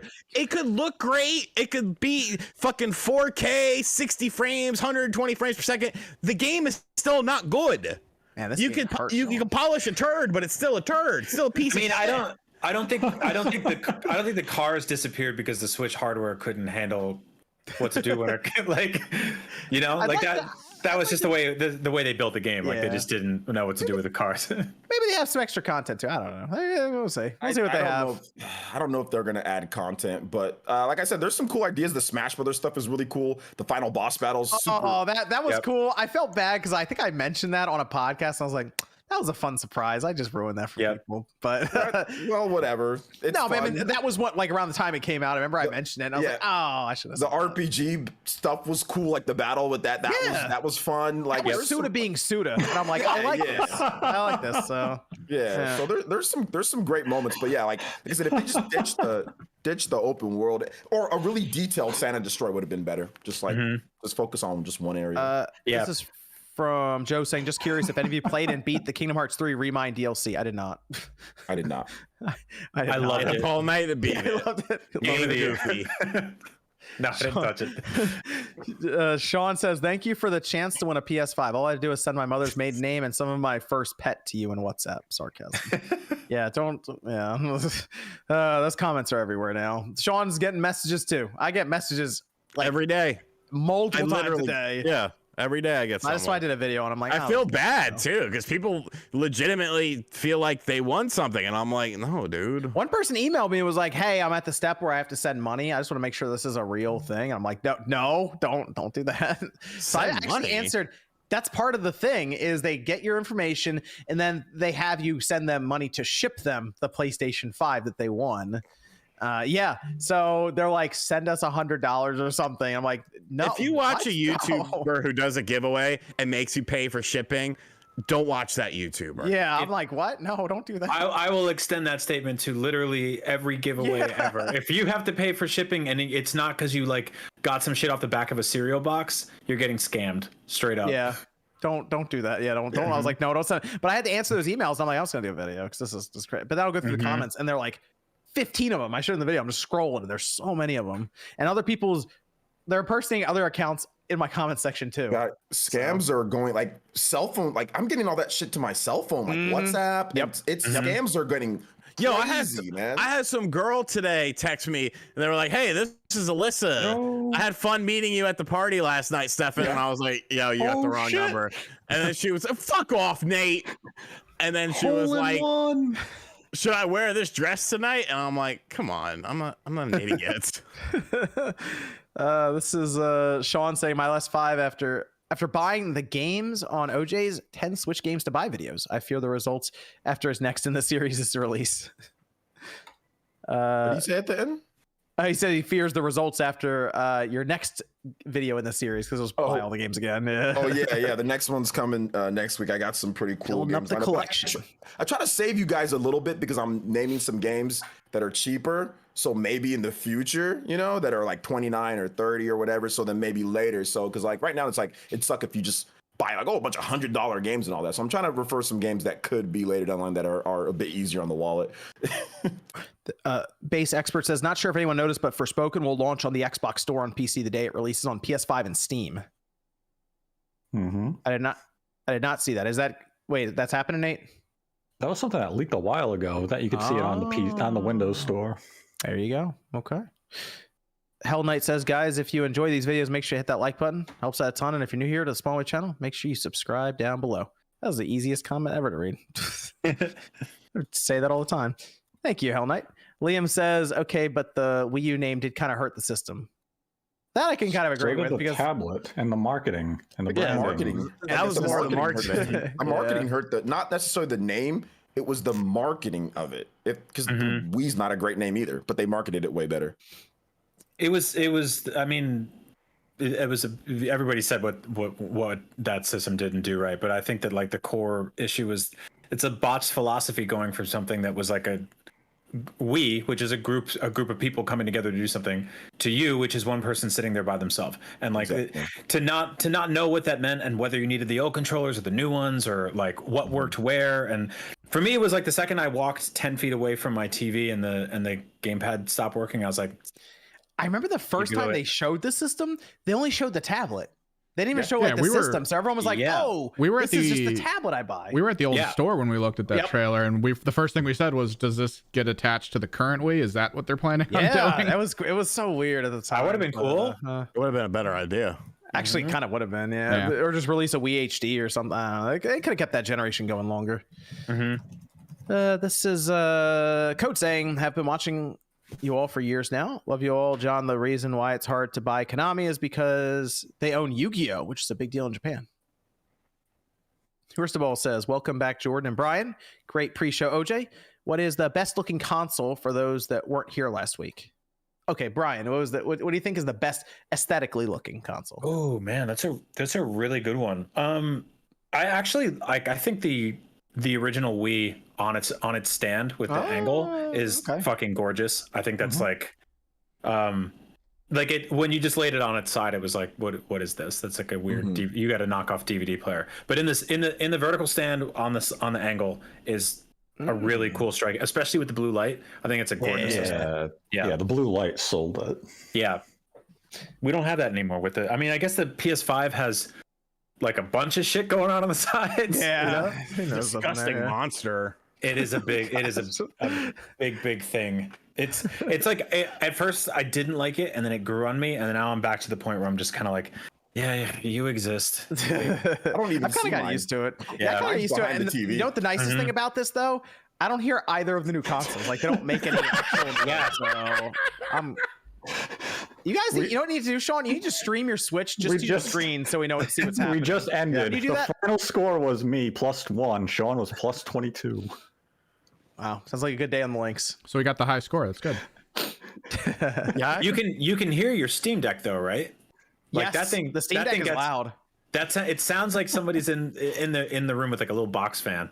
Yep, I know? noticed that when I was playing on camera. I was like, this thing is kind of loud. Yeah. And it got kind of hot too. I measured temperatures of one of the games, and it was like 75 degrees Celsius on the chips. So you could touch the back. I was like, it's kind of warm. I downloaded like 450 gigs of games on the first night, and it was definitely like, did I go to the wrong house? Like, what am I doing here? Get me out of here. This is from Code saying, y'all are great. Keep up the good work. Just wanted to support y'all for all the good years. I've been watching all of your channels. Thank you. Monroe says, Breath of the Wild 2077. No, it's not like that. It's not that level. It's not that level, though. Maybe that's the release date. Marvin says, watching while crapping. Nice. Thank you, Marvin. Darth says, You were weird enough with that 100-year-old name and then coming and telling us this shit now. he used a little emoji, too. It's very clever. He's the type of guy that'll buy a Amico. You know, Yeah. That's an Amico fan. Darth says, good graphics are great, but if you care more about fidelity over the gameplay, you have other issues. Some of my favorite games look awful. Like Mega Man 64. See, there we go, Sean. Yeah, but that also it doesn't play very Need well the either. check. What? No, that game's fun. That's a fun game. Nick says, what will we see first? Nate, the Hate Mario Sunshine stream or RGT85 Balan Wonderworld stream? AKA Bugsnax. Love the content. Yeah, I'm surprised that everyone didn't have a seizure breakdown when Bugsnax was announced as coming to other platforms. Because goddamn, if everyone didn't suck that game's dick before it came out, like it was the second coming of Christ. No, really? I thought it was a Don't joke. I thought it was more of a disrespect joke or meme than really people actually saying it was great. I think I people couldn't believed tell. it at first, and then some people got in as a meme part. But I think its roots were in reality. Oh, you're disrespecting Bunger. The fuck? Is that the strawberry? I don't. No, it's Oh, the no. hamburger. Okay. I thought about going back and playing it because I think I claimed it, downloaded it, played it for half an hour, then moved on because other stuff That's was like starting exactly to hit what at the I time. did. Yep. I don't know. I asked people and somewhere in the comments were like, "Yeah, you should check it out. It's not long. It's like a 7-hour game." That's So not, I don't know. That's not my style. I played like a half an hour of it too, and I was like, not for me at all. And then I was also just like, if this wasn't a launch game, I don't feel like anybody would be talking about it. But then I jumped over to like Demon Souls and Astro Bot, and I was like, okay, this is where it's at. I was happy there.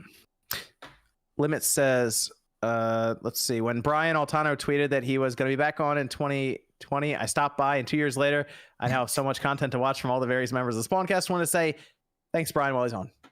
Of course. Watch Thanks for every having one me. of my Thanks for videos. listening. Watch all his videos. Multiple devices at once. Best thumbnails in the game. He's trying to see how many just horrific. Trying to see how many ancient- people I can piss off. How far you can go before getting hit with a likeness can he rights go? issue. You're gonna get hit with the copyright, bro. Yeah. Out. He thought about it for a second. He's like, wait a minute, hold up, that might happen. I ain't scared of that. Chris says, It For was now. desist.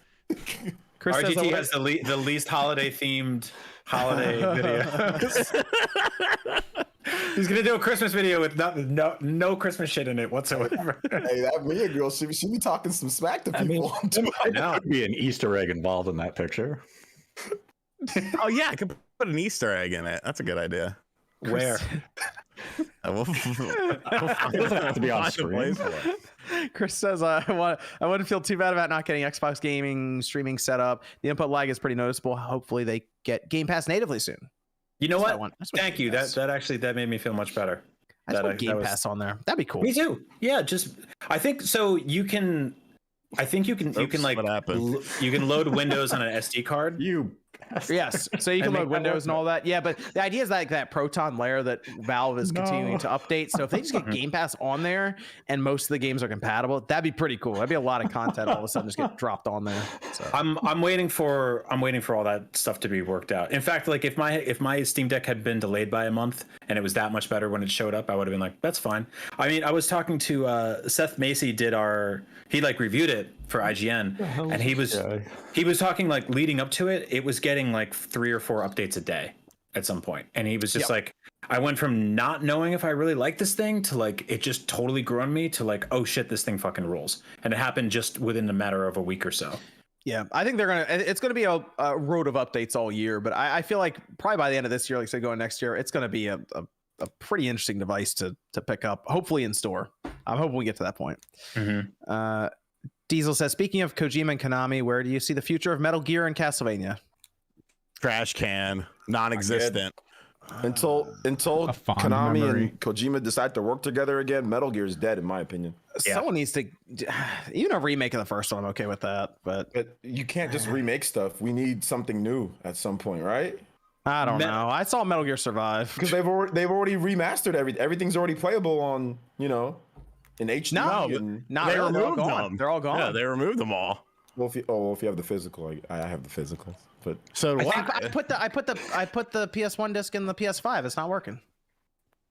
Oh, you don't have the GameCube disc? You can't make a Metal Gear without Konami. Those are just like intrinsically connected. It is impossible. You need Kojima. You need Kojima to make a Metal Gear because it's such a stupid. That's what I meant. Way that it's made. It's such a Kojima way that it's made. Nobody can recreate the nonsense in Metal Gear Kojima. Here's the future of Metal Gear. In the next, hopefully in the next couple months, they just drop 1 through 3 on that PlayStation Plus service when they launch. Yeah, that would be good. There was a while where, and I think it's still doable, but I would have loved to see somebody like WayForward take on Castlevania and just take a crack at it. I think there's a ton of like competent 2D Go back to pixel art. 2D. Yeah, go back to 2D. Absolutely. So I think that's less like rooted in nonsense, like OJ said. Like you can make a Castlevania game that's like pretty paint by numbers that still kind of fucking kicks ass. Right? Yeah. Ooh, not hard. But the formula is pretty simple. Everyone's doing it now. Metroid Dread really showed that if the game's good, it's a good 2D game, it's high quality, it can sell at full price. And almost 3 million too. Yeah, just enough. All we need is 3 million. 3 million and one. But I think they could do it with Castlevania. I believe they could put it up there and it would get at least enough of a return where they're like, all right, this was worth it. If it's high quality enough. Mostly because all of us would keep talking about it for weeks, probably months. I wonder how the Advanced Collection sold. I know I bought it. Did well. Yeah, good. That's good to hear. Yeah, I bought it too. I fucking loved it. That was like one of those like I want this game to come back on my TV at some point legally for so long. Like those 3 games are some of my favorite games, and they're fucking awesome. So the second hopefully that did well. Great, Yeah, that was like the weird push and pull between those games is like Harmony just like they overcompensated Circle of the Moon so hard because they're like, this is like they made that on like dev hardware, and when it shipped on GBA it was so dark you couldn't see anything, and Harmony came along and they're just like, this looks like a fucking Super Mario game. Like it's just like everything's bright, there's an outline around the character and stuff like that. Area of Sorrow it's a masterpiece. Freaking incredible. Oh my god, I love that game. Yeah, I love that game so much. I might even replay it on Steam Deck, which is like it's stupid to spend like $700 in a handheld and play a GBA game. But that game's close to perfect, man. If there's a 10 out of 10, I mean that game would be like, yeah, that's a 10 out of 10 game. I so love good. That game, and the sequel's good too on the DS. Yeah. They should do like another one. Maybe they could do the DS collection. I'd be a little bit more excited about that. The DS. Me collection. too. I remember really liking, what was it? Dawn of Sorrow and Dawn of Portrait of Sorrow Ruin. is the fucking shit. That's Yeah, my Dawn of favorite. Sorrow is amazing. Portrait of Ruin is good, and then Order of Ecclesia is a bit different, but still very good. That's right. Ecclesia, was that the one where it was more based on? It was kind of more of a card game, or like they went with like an anime art style. And I remember being like, it's anime art style, but it's like there's a castle, but there's like smaller, broken up sections too. Yeah. So, I would totally play a collection of those if they figured out a way to like shoehorn them onto like a Switch or even just at any console, where because I know like they were built around like the dual screen approach. If they could figure out a way to do that, I mean, just have a map button like you did back in the olden times. Yeah. This is from Daniel saying, "What's up, guys? Fun hanging with you as always. Did you get anything with the buy two get one free deal from GameStop? I got SMT5, Captain Toad for the wife, and Great Attorney Chronicles. Started SMT and it's dope so far." Nice. Love SMT5. I didn't even know that was a sale. Yeah, it was a Why don't you watch? You don't watch Newswave, obviously. It's fun. Yeah, there was a sale buy two get one, and it was pretty good. Like they even had games that you could discount further if they were used with like the 10% cards. So some people were walking away with some pretty good titles for like $60 total. That's wild. But I've been picking up random games here and there as I can. Like the disc that I have for Max Payne 3, I guess it's just been played so much. It was kind of beaten up, so I did get a new copy of that. Specifically on like eBay, looking for like a new copy, but nothing from GameStop. I bought Max Payne 3 digitally for like $6 a couple weeks ago, just because I realized I'd only played like a little bit of that and never finished, and everyone said it like it still holds up, so it's good. It's good. Yeah, I have physical copies on the Xbox of Max Payne 1 and 2 because MVG sent them out. So I just needed the physical copy on the 360. It all works on the Series X. So that's so wild to me. I always forget about that because I'm mostly digital these days. Sure. So. Yep, works great. Pop it in, it'll grab it off the store. It's pretty cool. This is from B2 saying, "Can't wait for the Kingdom Hearts 3.5 Broken Memories on Switch. I was playing Slipstream this weekend. Retro Racer, highly recommend." Cloud version only. And then B2 also says, "Do you think Final Fantasy characters will come back to Kingdom Hearts 4? I kind of think they will. That was weird in Kingdom Hearts 3. That was something I noticed. I don't even really play Kingdom Hearts like that. I was like, there's no Sephiroth or Cloud. I think they'll bring it back. Yeah, it was an omission that a lot of people noticed. So, and then let's see. Aaron asked, "Sorry if this has already been asked, Brian. Is that a synth or MIDI controller on the desk behind you? If so, what is it?" Is an Ikai MPK Mini. I do like all my music production on there. I love it. It's awesome. It's small. It's one of those. Here, I'll show you. I never Here's how it played around compares. with it, though. Oh man, you'd love it. Here's how it compares to the Steam Deck. Just put everything next to the Steam Deck. Yeah, exactly. Yeah, sure. I travel with it, and I can make beats on the road. It's great. I love it. Highly recommended.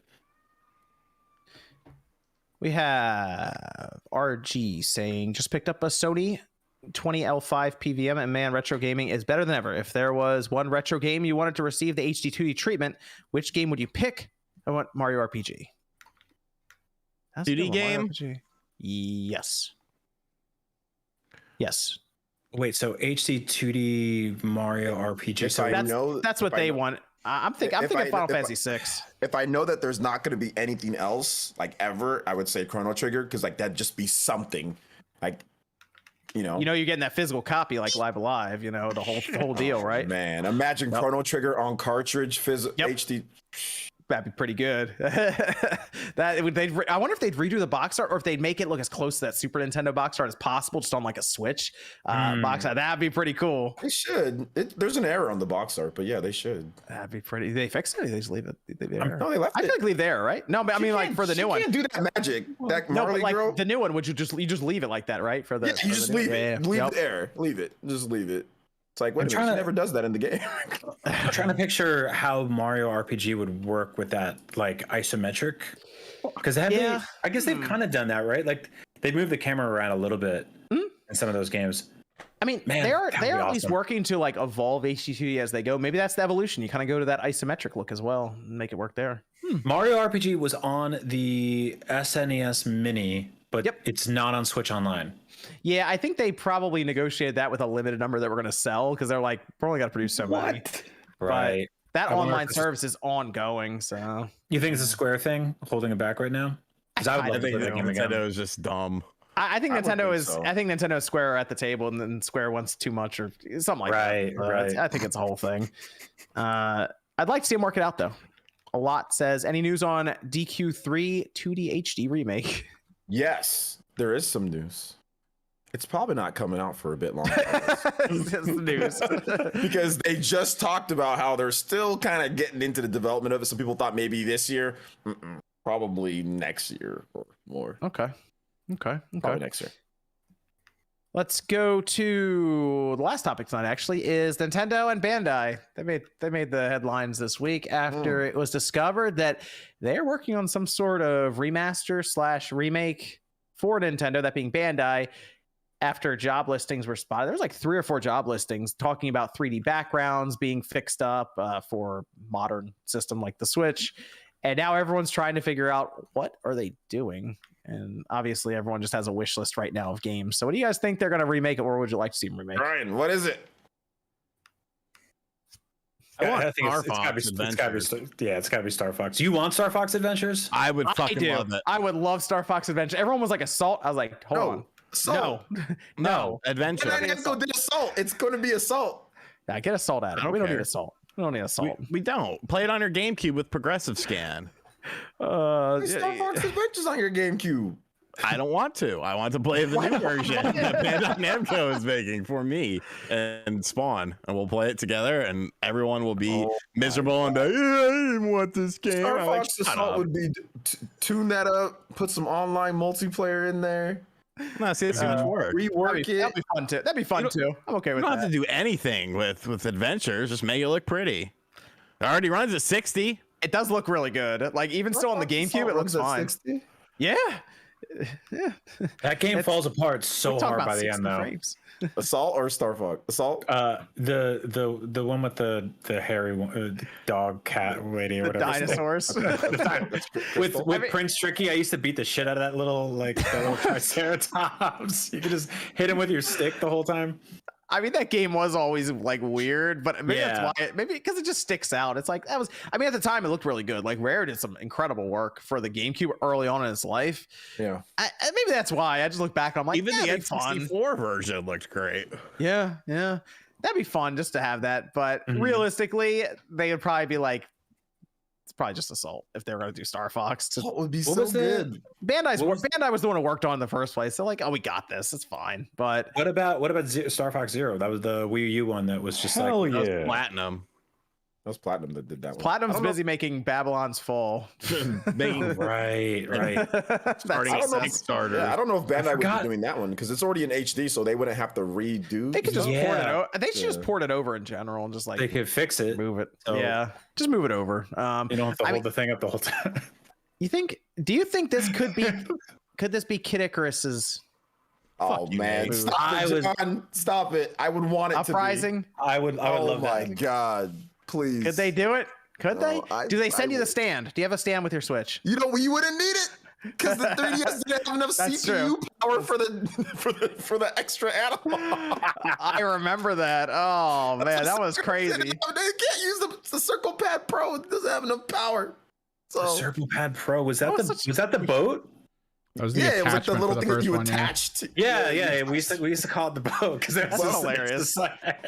Nate is a screen watcher. I just want that to be put out there. Nate is a screen watcher. You guys playing GoldenEye? We're playing Mario Kart Battle Mode. I'm playing on a 6-inch screen. You're looking at my power-ups. Well, you guys should be trying to figure out what they're going to remaster or remake here. I did. It's Star Fox Adventures. That's all I want. Kid Icarus Uprising. I think would be good. They can try to work to establish Pit. Did anybody ever I know people have ported that game. I mean, you can play that game on PC, I imagine, right? Like, you come with every 3DS game? Oh, yeah. So, I mean, did anybody ever mod the controls to be like a twin stick shooter? That's a good question, actually. I feel like there were a lot of mods going on with the 3DS emulation. I don't know. I wonder if that's like on. Let me see. I'll take a look. See if that's a thing. Check on ROM hacking. Yeah. If they did Kid Icarus Uprising, that'd be fantastic because that's like low key one of the best games in the 3DS. So like I would really like that because I love Kid Icarus Uprising. It's like one of my favorite games. So how did you play it with your man hands though? You gotta cradle the stand, and you're talking smack on that Phantom Hourglass a lot. I use the here's how I played it, guys. Here's how I played it. I used the buttons as the camera. So I use the buttons as the camera, and then for those flying sections, I would just use the stand. I would just use the stand sometimes. I would just try to hold it like this, reverse. and go like this, and hold it like this, and go like this. So I think I might still have my stand. If that game wasn't fucking awesome, these wouldn't be the conversations you hear about it now. People would have been like, I hate that game, I hate the controls, I hate everything. But it was so good that we put up with the pain. Yeah. With the BS. Because there's some BS in that game. Yeah. We put up with the pain. It was tough. I would really like to see that get a remake, remaster, whatever they have to do to make it work. I think Pit has potential if they really want to work into that intellectual property too. Mm-hmm. Yes, but bring that back too for the Switch. There we go. It need a lot of work though. I guess that would need a lot of work to bring over.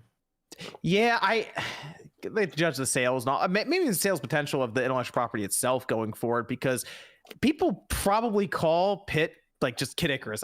Kid Icarus. Yeah, I've seen that before. It's like that's the thing. People don't even know like character by name. So that's the character you see in Smash. You're like, I remember that character from Smash Bros. Okay, yeah, that's fine. Yeah, he's more known for Smash than he is for his own games. For his own games, that's crazy. Yeah, he's kind of like Fire Emblem back in the day, right? Where like you see like some of these characters, Roy and Marth and all of them. You're like, where are they from? And then we start hearing Fire Emblem shows up on the Game Boy Advance and all that. Well, you can even argue now that like some of the characters are more known for like Marth and Roy and all that, and like characters that obviously aren't in new Fire Emblem games. Yes. Like, they're Smash. They're Smash characters. Yeah, and original Smash character. Sakurai figured it out. There was a couple of years there where like that was the same deal with Samus. Like, thank God she got a game recently. Because it was there's a few years where it was like we haven't had a Metroid in a minute. Somebody fix that. Oh, we had hold up, Brian. We had Metroid, what was it? You don't have to say them. You don't have to say the name. Federation Force. You don't have to say. Oh man, we had Federation Force. What are you talking about, bro? She was in that. She was in that game too. She was in that game. Yeah, she was in that game. Nate, what do you got? What's getting remastered? What's getting remade?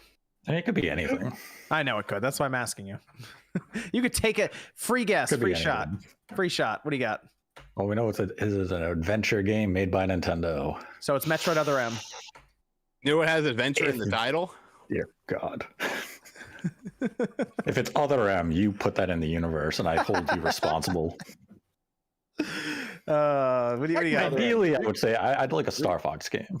Are we thinking like everyone just is immediately going to GameCube? No, it's why can't we remaster Other M? Other M with good controls? Other M with good controls would be a solid game. I mean, the controls they came up with on the Wii were just stupid. Chameleon. Let's use the D-pad. Chameleon. No. Sean, go ahead and say it, Sean. What's the GameCube game? What's the weird GameCube game they should remaster?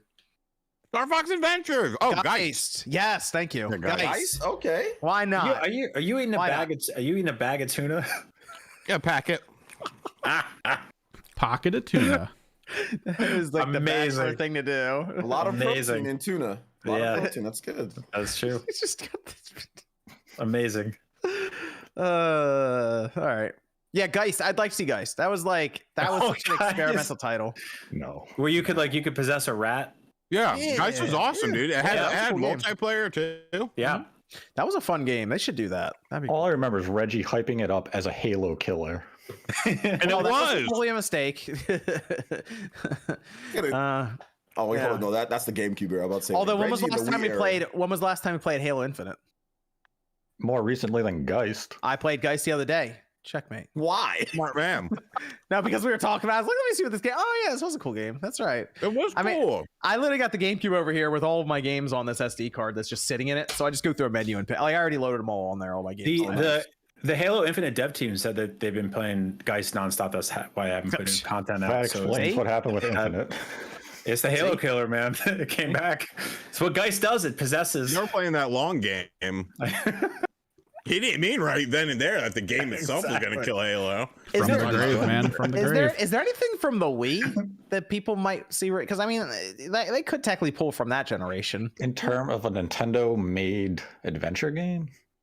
It said action game, right? Would a racing game? I think it was adventure. Would a racing game? Yeah. Oh, okay. I'll say if it was an action game.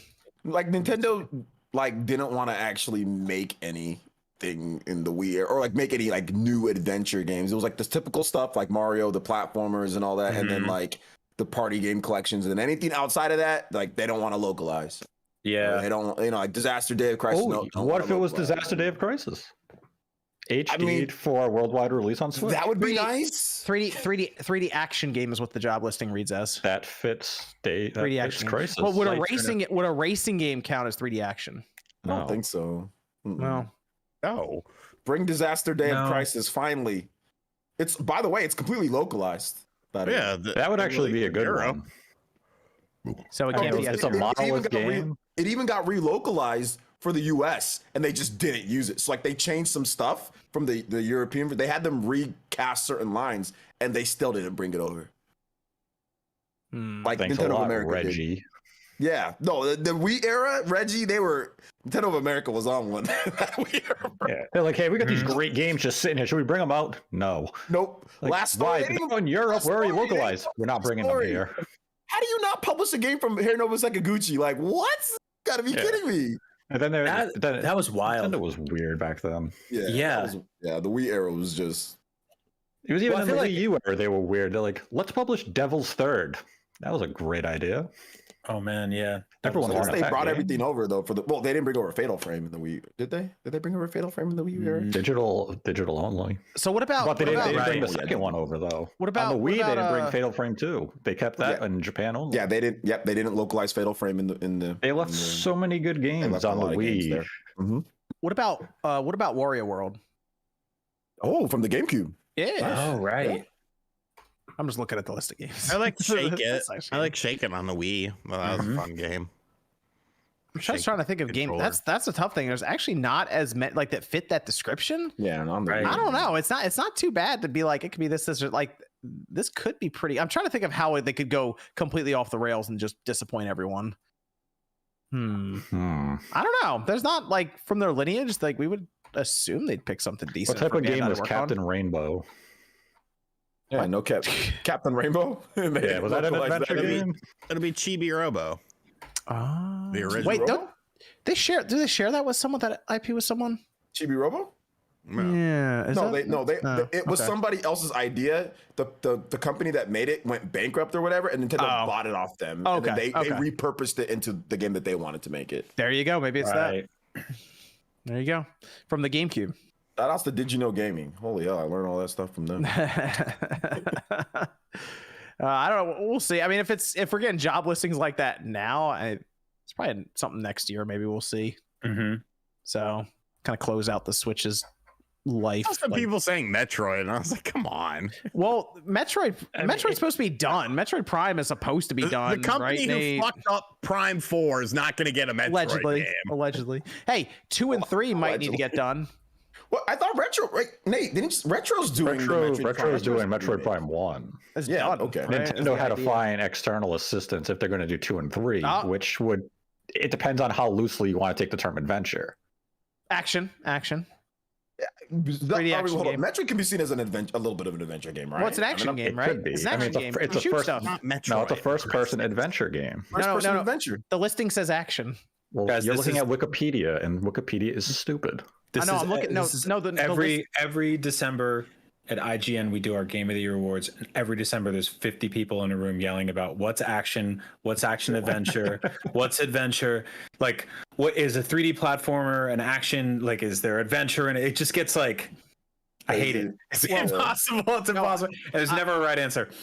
I'm trying to say the job listing, Nate, says action, 3D action game. Oh, it says action. It says action game. Oh, yes. okay. 3D action game. Metroid's also an action game. There you go. That's what I'm trying to say. It's an action game. Okay. Yeah. It's an action game. That's interesting. Well, we'll see. Hopefully it doesn't disappoint. Hopefully it's something cool like Star Fox Adventures.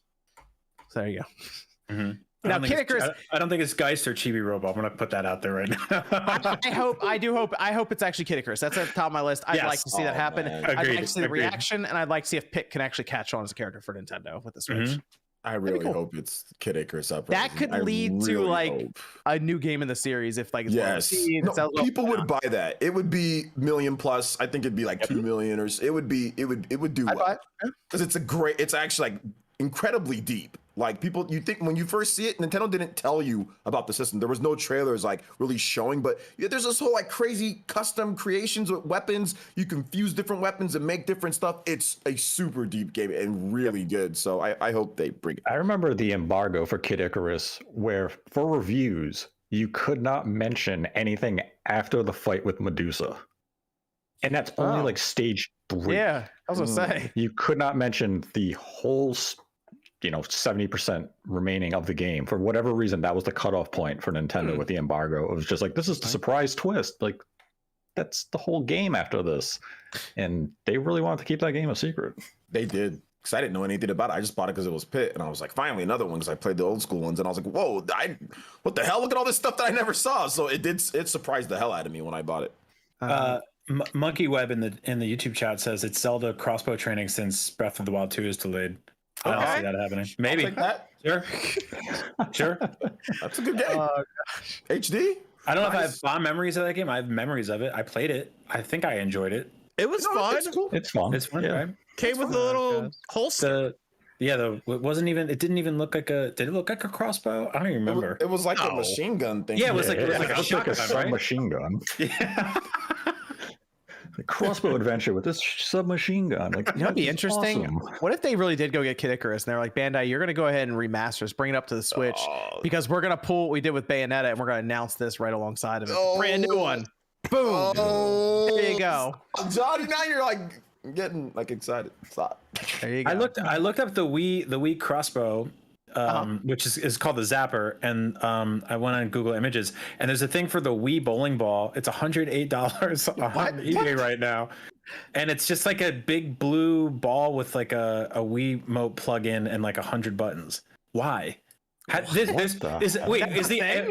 the aftermarket for shitty old Wii peripherals also just completely bonkers? You know now, what's too? interesting? The Wii itself, if people want to try to get in on like the ground floor of like collecting for a system, the Wii right now is a great system to start picking titles up for. I'm noticing very slowly because I keep an eye on these markets. The Wii is starting to tick up a bit right now. There's interest in it currently. I'm seeing like videos that I'll do on the Wii get pretty good viewership, and it seems like there's a lot of memories around it. I'm starting to think it's becoming nostalgic for people who were maybe a bit younger at that time since it came out in 2006, which the Wii is kids. 15, 16 years ago. You don't know the Wii kids? The kids that grew up their first generation was the Wii? There's a lot of them that are now older. Nintendo's and that's their best-selling nostalgia. console for a long time now. So that, I imagine that those Wii kids, man. They're like, oh yeah, I played Mario Galaxy when I was like 5. I loved it. I remember it was that was their Mario Bros. Yeah. It's like, okay, I'm old as hell. Yep. That I was messing up. That console sold a fuck ton, so I imagine that's going to be a little easier to collect for than something like the GameCube. Yes. But some of the games are already kind of like Metroid Prime Trilogy is pretty expensive on there right now. But I would still look to get some of the games like in lots because I think in like 5-6 years it might be a little surprised with some of the prices. But some of the best games that the Wii had, you aren't even going to be able to access. You're not going to be able to get Castlevania Rebirth, Contra Rebirth, all the digital games since the shop is closed. I mean, to be real, just mod the Wii, just soft mod it, like they're available. Yeah, just get one and do it. And Evan, we got some Discord questions left. Yeah, we still got 4 left. All right, let's go through them now, and then we'll finish up with the super chats I have here. How do we feel about the art style in Switch Sports? It looks like a generic Kinect game from the 360. All right. Bowling looks fun. That's all I care about with it. They didn't put boxing in, which is it looks better than No More Heroes 3. Oh my gosh. It actually Low bar. does. It looks cleaner because it does look cleaner. As long as bowling is fun and it looks fun, I'm good with it. I don't know. I kind of like it. I like the style. Like I'm not a hugest fan of the Mii's, so I'll take this over the Mii's, to be honest. Oh, okay. Yeah, I see what you're saying there. It's okay. It's clean. I dig that. I appreciate that. I'm not wild about like the environments. Like the one, I think it was bowling. Yeah. I played. Are we legally allowed to talk about that? We played that. You signed an that's NDA, right. sir. Posted footage from the beta, so I don't care. It's almost Pinky swear. it's after 10 o'clock at night here. We're good to talk about that. That's right. We're good. Everyone in Nintendo's asleep. The background of the bowling alley, it looked like a tech company that goes out of business. You know, like Facebook threw a party or something like that, and it's just like all the worst people are that. Yeah, or Meta. I'm not gonna do that. I wonder if just the setting itself, they could have been a bit more creative with. I don't know, just like the idea of like, I don't know, putting you at you got you bowling on a volcano. That'd be cool. Yeah, I'd be like, wow, this is interesting. Have fun with it, you know. Imminent death is possible. Like you know, like that. I better bowl for. I better Lava pick up flow the spare. comes down, breaks through the middle of the court. You got to go over it. The thing too is like the whole culture around Mii's has changed. Like back when they were on the Wii, they were so ubiquitous that you had everybody. You know, you had like I remember playing with Wii Sports and like you jumped out and it was just like Alf and like Saddam Hussein, and you're like, what the fuck am I doing with my life? You gotta, it's like they would all show up bowling with you and stuff like that. Did y'all have like Black Chevy Chase? Yes, yeah, and there was people used to make they would use the eyes and the nose to make like a huge penis face of a guy. People don't do that anymore, so it's like it's not gonna be the same. You know what I'm saying? There was a Mii that looked like Chevy Chase, except he was a black dude. So we used to call him Black Chev. And like whenever like he would be one of the guys that we were going against, like he was kind of like Matt, you know, Matt in Wii Sports, who's like the king. Right. For him, he was like that. He was like our Matt. Like it was like, oh shit, Black Chev's up. Like, don't fuck with Black Chev. There was also Ron Jeremy used to show up.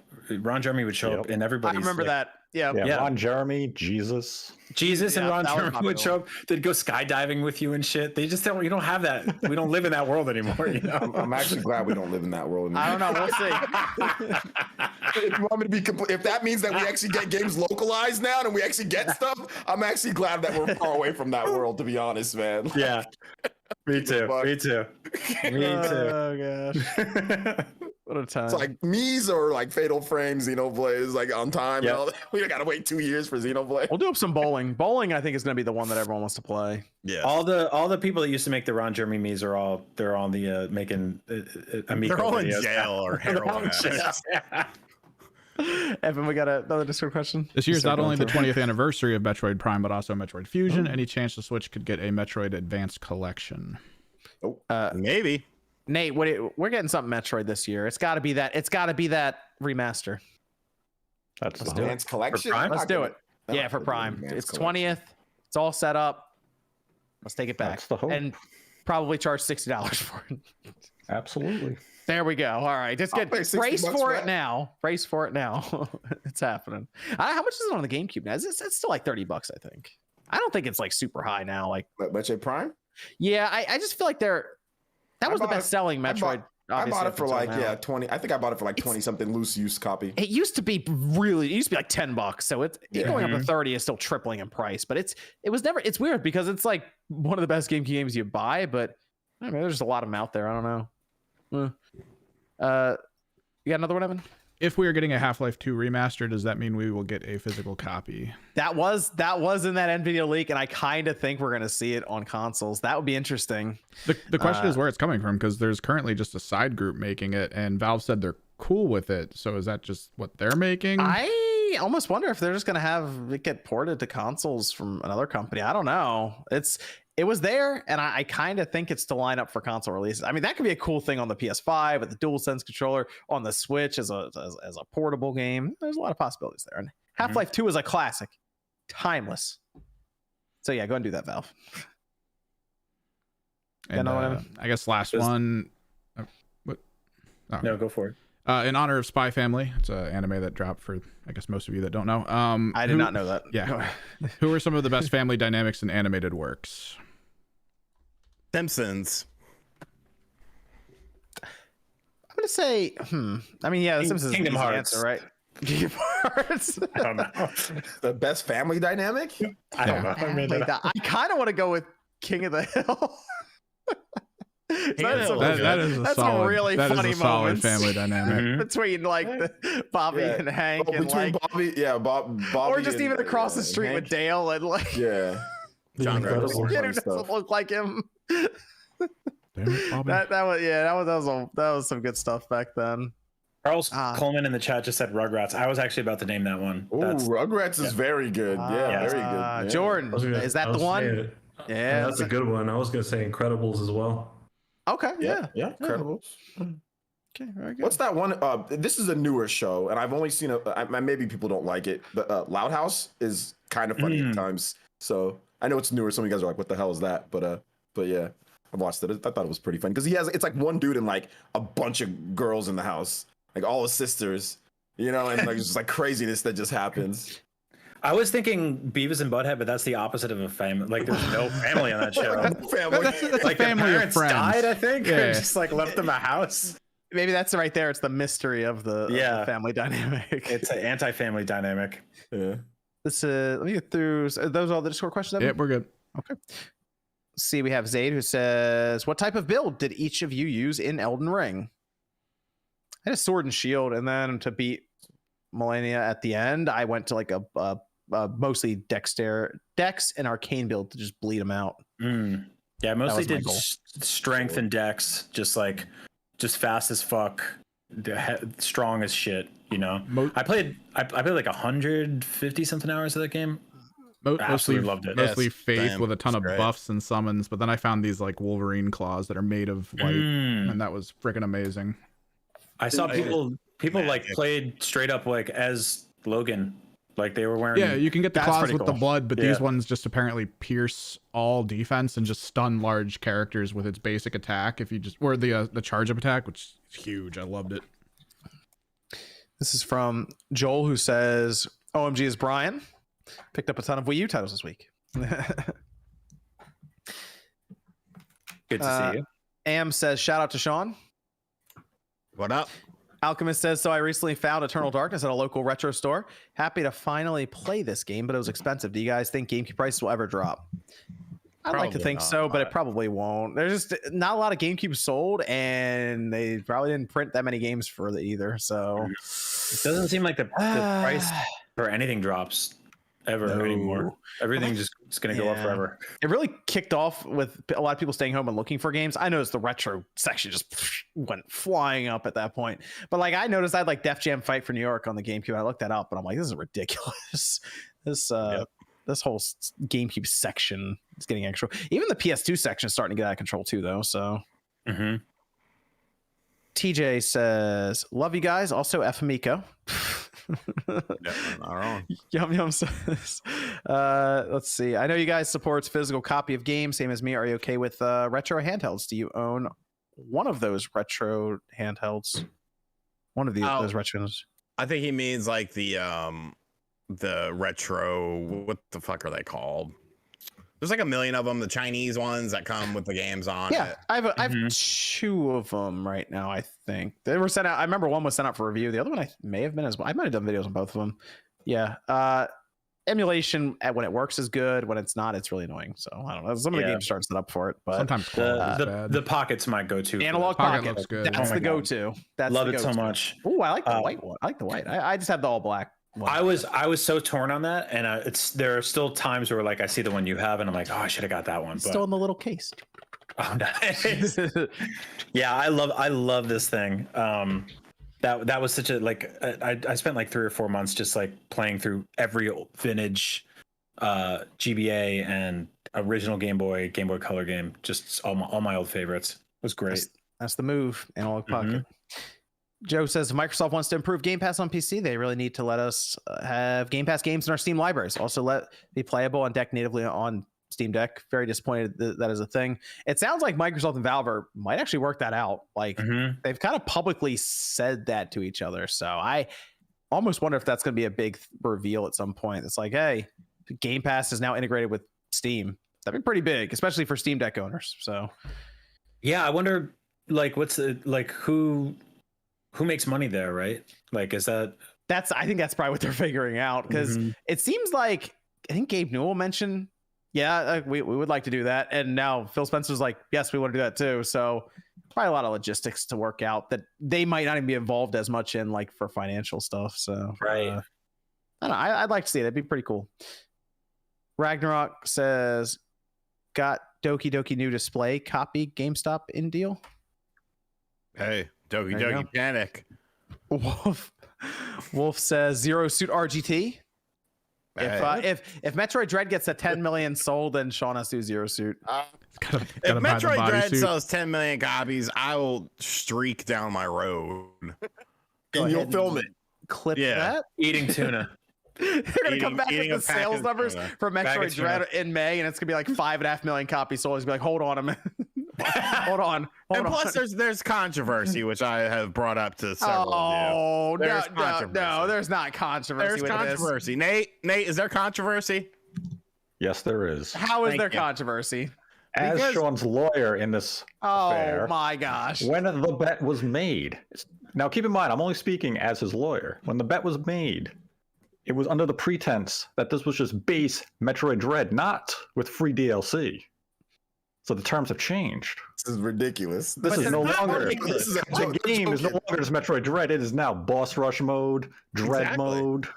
But it's not using any new assets that aren't in the game already. Yeah, this There's is still just. new modes added to the game. You can't thus buy the game separately. Expanding the gameplay. Oh my gosh. Thus Nate, how you expanding gonna- the how you gonna power. represent this guy after he bullied you This in is Mario? terrible representation. Dr. Mario? This is. I beat him This is tonight. terrible So. representation. You're gonna lose what? this Beat me. court case. I don't know how. So, based on the terms of the bet, Oh this was my the gosh. bet was made on just Metroid Dread. The game has changed, so it looks as though the bet is now void. The But game no, is it's not. not- now I mean, ongoing are concept they Metroid It's tracking- not Dread. like a game of the year edition. Yeah, or are they something, tracking right? two It's not like separate a- UPCs or whatever? Yeah, Like, Yeah. no, same UP. Nope, same UPC. No, it renews interest in a game when you add in free Oh, DLC. What, bitch? Look, this is the law of the land. All right. Oh There's- my gosh. I'm just saying. I'm not saying that I'm not abiding by it. I'm not saying that I am. I am not saying that I'm nullifying it. I'm just saying that there is a bit of an asterisk right now that we'll have to look at when the time. Oh, Wait, my but gosh. wouldn't Love it. I wouldn't love it. theoretically any of us making videos about how good or bad it is hypothetically also renew interest? So you would be like, that's insider trading, basically, right? I mean, it could be. By that logic, if you made videos saying that you liked the game or that you didn't like the game, then you could be skewing the numbers specifically in the favor one way or the other. Let me right? ask you this, Sean. What the original bet really was? Metroid Dread has to become the best-selling Metroid game. We're just saying 3 million because it's right above Prime, right? That's the idea. That's where we got it from. No, I said three. We said 3 mil. Well, we came to that conclusion because we were looking for the best. We were saying it's going to become the best-selling Metroid game, Prime game. It has to beat out Metro, or it has become best Metroid game. It has to beat Prime, right? That was the idea. Right. Which we said, okay, let's just make it even 3 million. We came to that determination because Prime had sold that well. Okay. Metroid Prime had another copy release that we're counting here in that came with a demo for Metroid Prime 2 Echoes. That had to have helped sales. I'm sure it did. So there's asterisks all over this. whole I thing. don't know. We agreed to those sales at that time, and this came with a That full was not factored in demo within of the Metroid Prime documents 2. that I have right here off camera. It- You know, it's- I'm just saying that there's a lot of strange things happening. It's And fine, there's a Sean. lot It's- of- If you look to the You can put- documents, Oh my gosh. you if can look put to the asterisk at documents in the end of the section title A, for your video, man. we don't have that. We don't have that broken down per SKU for the original Metroid Prime. Okay. Bowsat Koopa in the YouTube chat says this is the 3D Mario 3D World stage where the goalpost keeps moving. Wait, so where is Dread in the competition in terms of sales then right now? Did it beat It's Prime? probably- In terms of sales or shipped? See, and that's a whole nother fucking. Oh, that's it's like that's not. PS3 era Sony where they would just like say shipped versus sold. We all have the two time. different figures from Nintendo with Dread. We have the shipped and the sold through. So Exactly. Oh my gosh. I could It's ship a- a million. I You could said, ship a million of pubes Remember right what now. You said what your lawyer actually sold you out because he's the one who went back and saw the episode where you said it doesn't matter, shipped, sold, whatever. Oh 3 million. man. That was in the heat of the moment, though. That was not in the actual binding He's, contract. your lawyer's down the hall talking to the police right now. He's singing like a bird. He's flying over. Yeah, because Dry snitching. 10 million. Sean has I to wear this- tried to this goes help straight. you before the Wait, game where's launched. where's the MPD for March? It's at like two. Isn't Metroid Dread at two and a quarter or 2.5? Where is it? It's above 2 million right now, and that Okay. was last time we heard of that was December. that was for at the end of December. At the So end, it like was at 2.7. 2.7 Yeah, at the end of 2.7. December. Yep. Shipped. Basically, Nintendo got money for it. That's all we care about. Do As we, soon though? as soon as I they get care- the money, that's it. See, I care about the consumer. I care about the person more so than the company overlord. Oh gosh, we got to keep going. Jeremy says, "Hi John, I recently played through Puppeteer after hearing you talk about it on the cast. What an awesome game! I also got RE4 VR. It's pretty eerie. Thanks, Sean. Yeah. That was a good video by Sean talking about It's RE4 VR. It's a super Yep. good game. Symbol says, "Do any of you guys have the RE4 chainsaw controller and tried to play it on the GameCube? I do not, but it looked. I have that controller, and it's at my dad's house in New Jersey, and I'm flying to New York on Friday, and I'm legit. Somebody tweeted a picture of me of the controller at me today, and I was actually thinking about asking him to bring it into New York City and give it to me. I haven't held it in like 20 years, and I'm gonna be like, can you go in the attic and get a yellow chainsaw covered in blood? And Don't ask any bring it- questions. Just stuff it. Bring in it the to my bag. hotel. Daniel says, "Where's beautiful Joe 2 port?" Some of the Ooh, real questions. I love those games. This is from Walls of Jericho saying, "OJ, iffy explanation here, but they're using arc impulse on Chrono Trigger cover, whereas an ice trail alternates between red and blue in game." Yeah, but still, They're trying to Doesn't explain the mess up on the yeah. box art. it doesn't look right. Jay Thomas says, "I played Geist the other day. Legend. Hey, I always have this GameCube's always ready to go. It's always plugged in, HDMI connection, full memory card, anytime." Calyx, no message. Thanks, Calyx. Liam says, "If Bandai worked on Metroid Prime 1 for Switch, maybe they're just doing 2 now." Well, apparently Retro worked on Metroid Retro Prime did 1. Metroid Prime 1.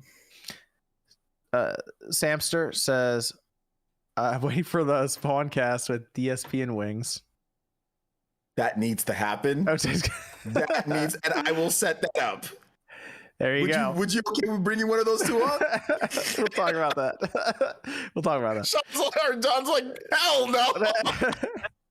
Controversy creates cash, my friend. There you go. Hey, look, man, those two are entertaining as hell. Banana says, "RGT, stop being salty. Take the L, dude. Nate, you can't be a lawyer." So Imagine Keep being taking inside. that so seriously. You had to make a donation and make a comment that's Seriously, dude, give it to fucking John, not me. shout out to Like, Banana. Shout out to Banana. I'll Hey, give you my used to stream on your other channel. Go stream on your channel.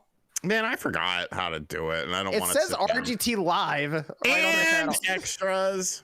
You know what you forgot are, how to Banana? stream? You are a mark. I forgot how to fucking Oh my set gosh. everything up and That's everything. major cap.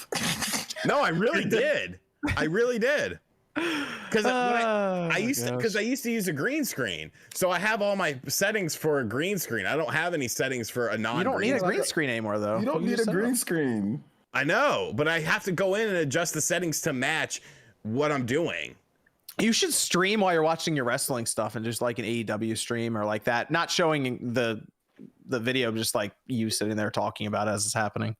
That'd be fun. Right? And we're gonna go around here to finish up. I have some stuff at Streamlabs I'll go through as well. Let me go over to Brian, our guest. Brian, thank you for joining us tonight. It was a pleasure. Thank you for having me. Always a pleasure. Always love seeing you all. This is a blast. Let's do it again soon.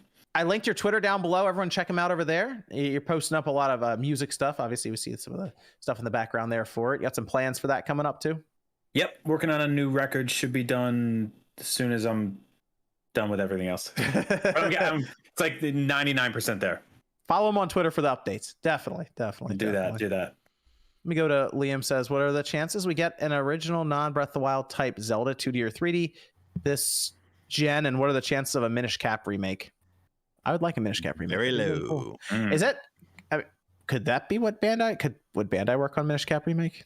That was Capcom, so that would be. I mean, maybe. I've never seen ever, right? It doesn't fit the job listing because it specifies 3D background. Oh, good point. You're right. Nate, where can everyone find you? Find me on YouTube at Nate the Hate or on Twitter at Nate the Hate, followed by the number 2. MVG and I will have an episode in the coming week discussing a mystery topic. I had a Switch Pro. We have not talked about that once this year.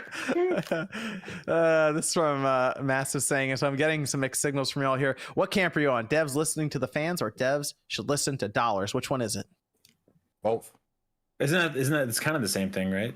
I mean, you have to have a balance. Yeah, you Gotta have balance, really. I've really. seen so many games die because they just listen to their communities, pull them in all directions, and they lose their direction and just No fades More out. Heroes is a game that was the fans said this, and Suda listened. So you got to have a balance. They should have, sometimes you got to know what's best for. There's a lot of stuff game. we don't know about either behind the scenes. Like most of us don't know how much it costs to do an open world in a game, or like these different things, and we want certain things, but then like on the back end it's like that's really expensive to do. Can we do that? I don't know. It's just, there's a lot of business that goes into this, and I think we forget about that sometimes because it's video games. It's really fun, but then it's like the cost, the time, the developer. Do you have enough developers to do it? Like there's a lot of stuff that goes into it. So let me go over to Jordan. Where can everyone find you? You can find me on my channel, Jordan Fringe. We're getting closer and closer to 300K. Thank you for all the support on the channel. Don't forget about us when you're at the top. Yeah, seriously. Yeah, pass me. My new video from yesterday is doing really well, so I appreciate it so much, and thanks for having me on. And sorry about the audio this week, everyone. Then we have Kyle says, if you don't know, the best secret that Square Enix has is Radiata Stories. How do you pronounce that? I don't know. It was only on the PS2, and if one of the best JRPGs ever made, I'd love a remake. I don't think I ever played that one. I might look that up. I wonder if it's expensive. All these RPGs are expensive. Max says, I started playing Halo Infinite Campaign. I gotta say that I'm impressed. If any of you like Halo, what is your favorite? Mine is definitely Halo 2. Halo 3 is my favorite one. Halo 3. The third one. 2 was cool too. 2 was good. because super bounces. Super bounces are pretty awesome. I'll give you that. I fucking love super bouncing and getting out of the map and just. You see people pull that online, and you're like, "Wow, this is gonna be annoying." Dude, we used to fucking up. practice for hours, and so we would get to the point of where we could do shit like that just whenever we wanted. I remember that like blew up on YouTube. Like that was one of the first things I remember really blowing up on YouTube was just really doing super bounces in Halo 2. That and like Call of Duty compilations with like ridiculously loud rock music. Yes, sir. Let's see. Then we have OJ. Where can everyone find you? Yeah, you can find me right here on YouTube. Got some cool RPG videos I'm working on, stuff like that. Thank you guys for all the support. Appreciate that.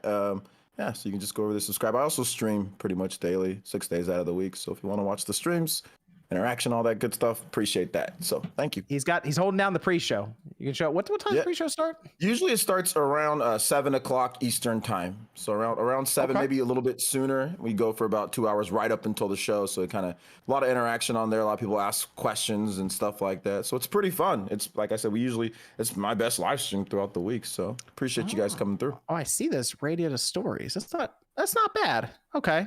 Price wise, not terrible. Like $40 on the PS2 complete. Okay. I might look into that. We'll see what the gameplay looks like. And then Evan, where can everyone find you? You can find me on Twitter, Kimmerix Project. If I'm streaming, my schedule might get weird, so you would probably want to check there. But I'm currently working on, I guess, the jerseys for us. I've got some ideas we're going to kind of get into this week. That should be kind of fun. Oh, I got to wait, actually, because we might see... I got to see what that PS3 premium tier, that premium tier is going to be, because this could be a game in there for all I know. Okay. We'll reconvene on that. Thanks, everyone, for watching. We got one more. What about Sean? What about the Oatmeal Man 6 writes the Callisto Protocol opinions.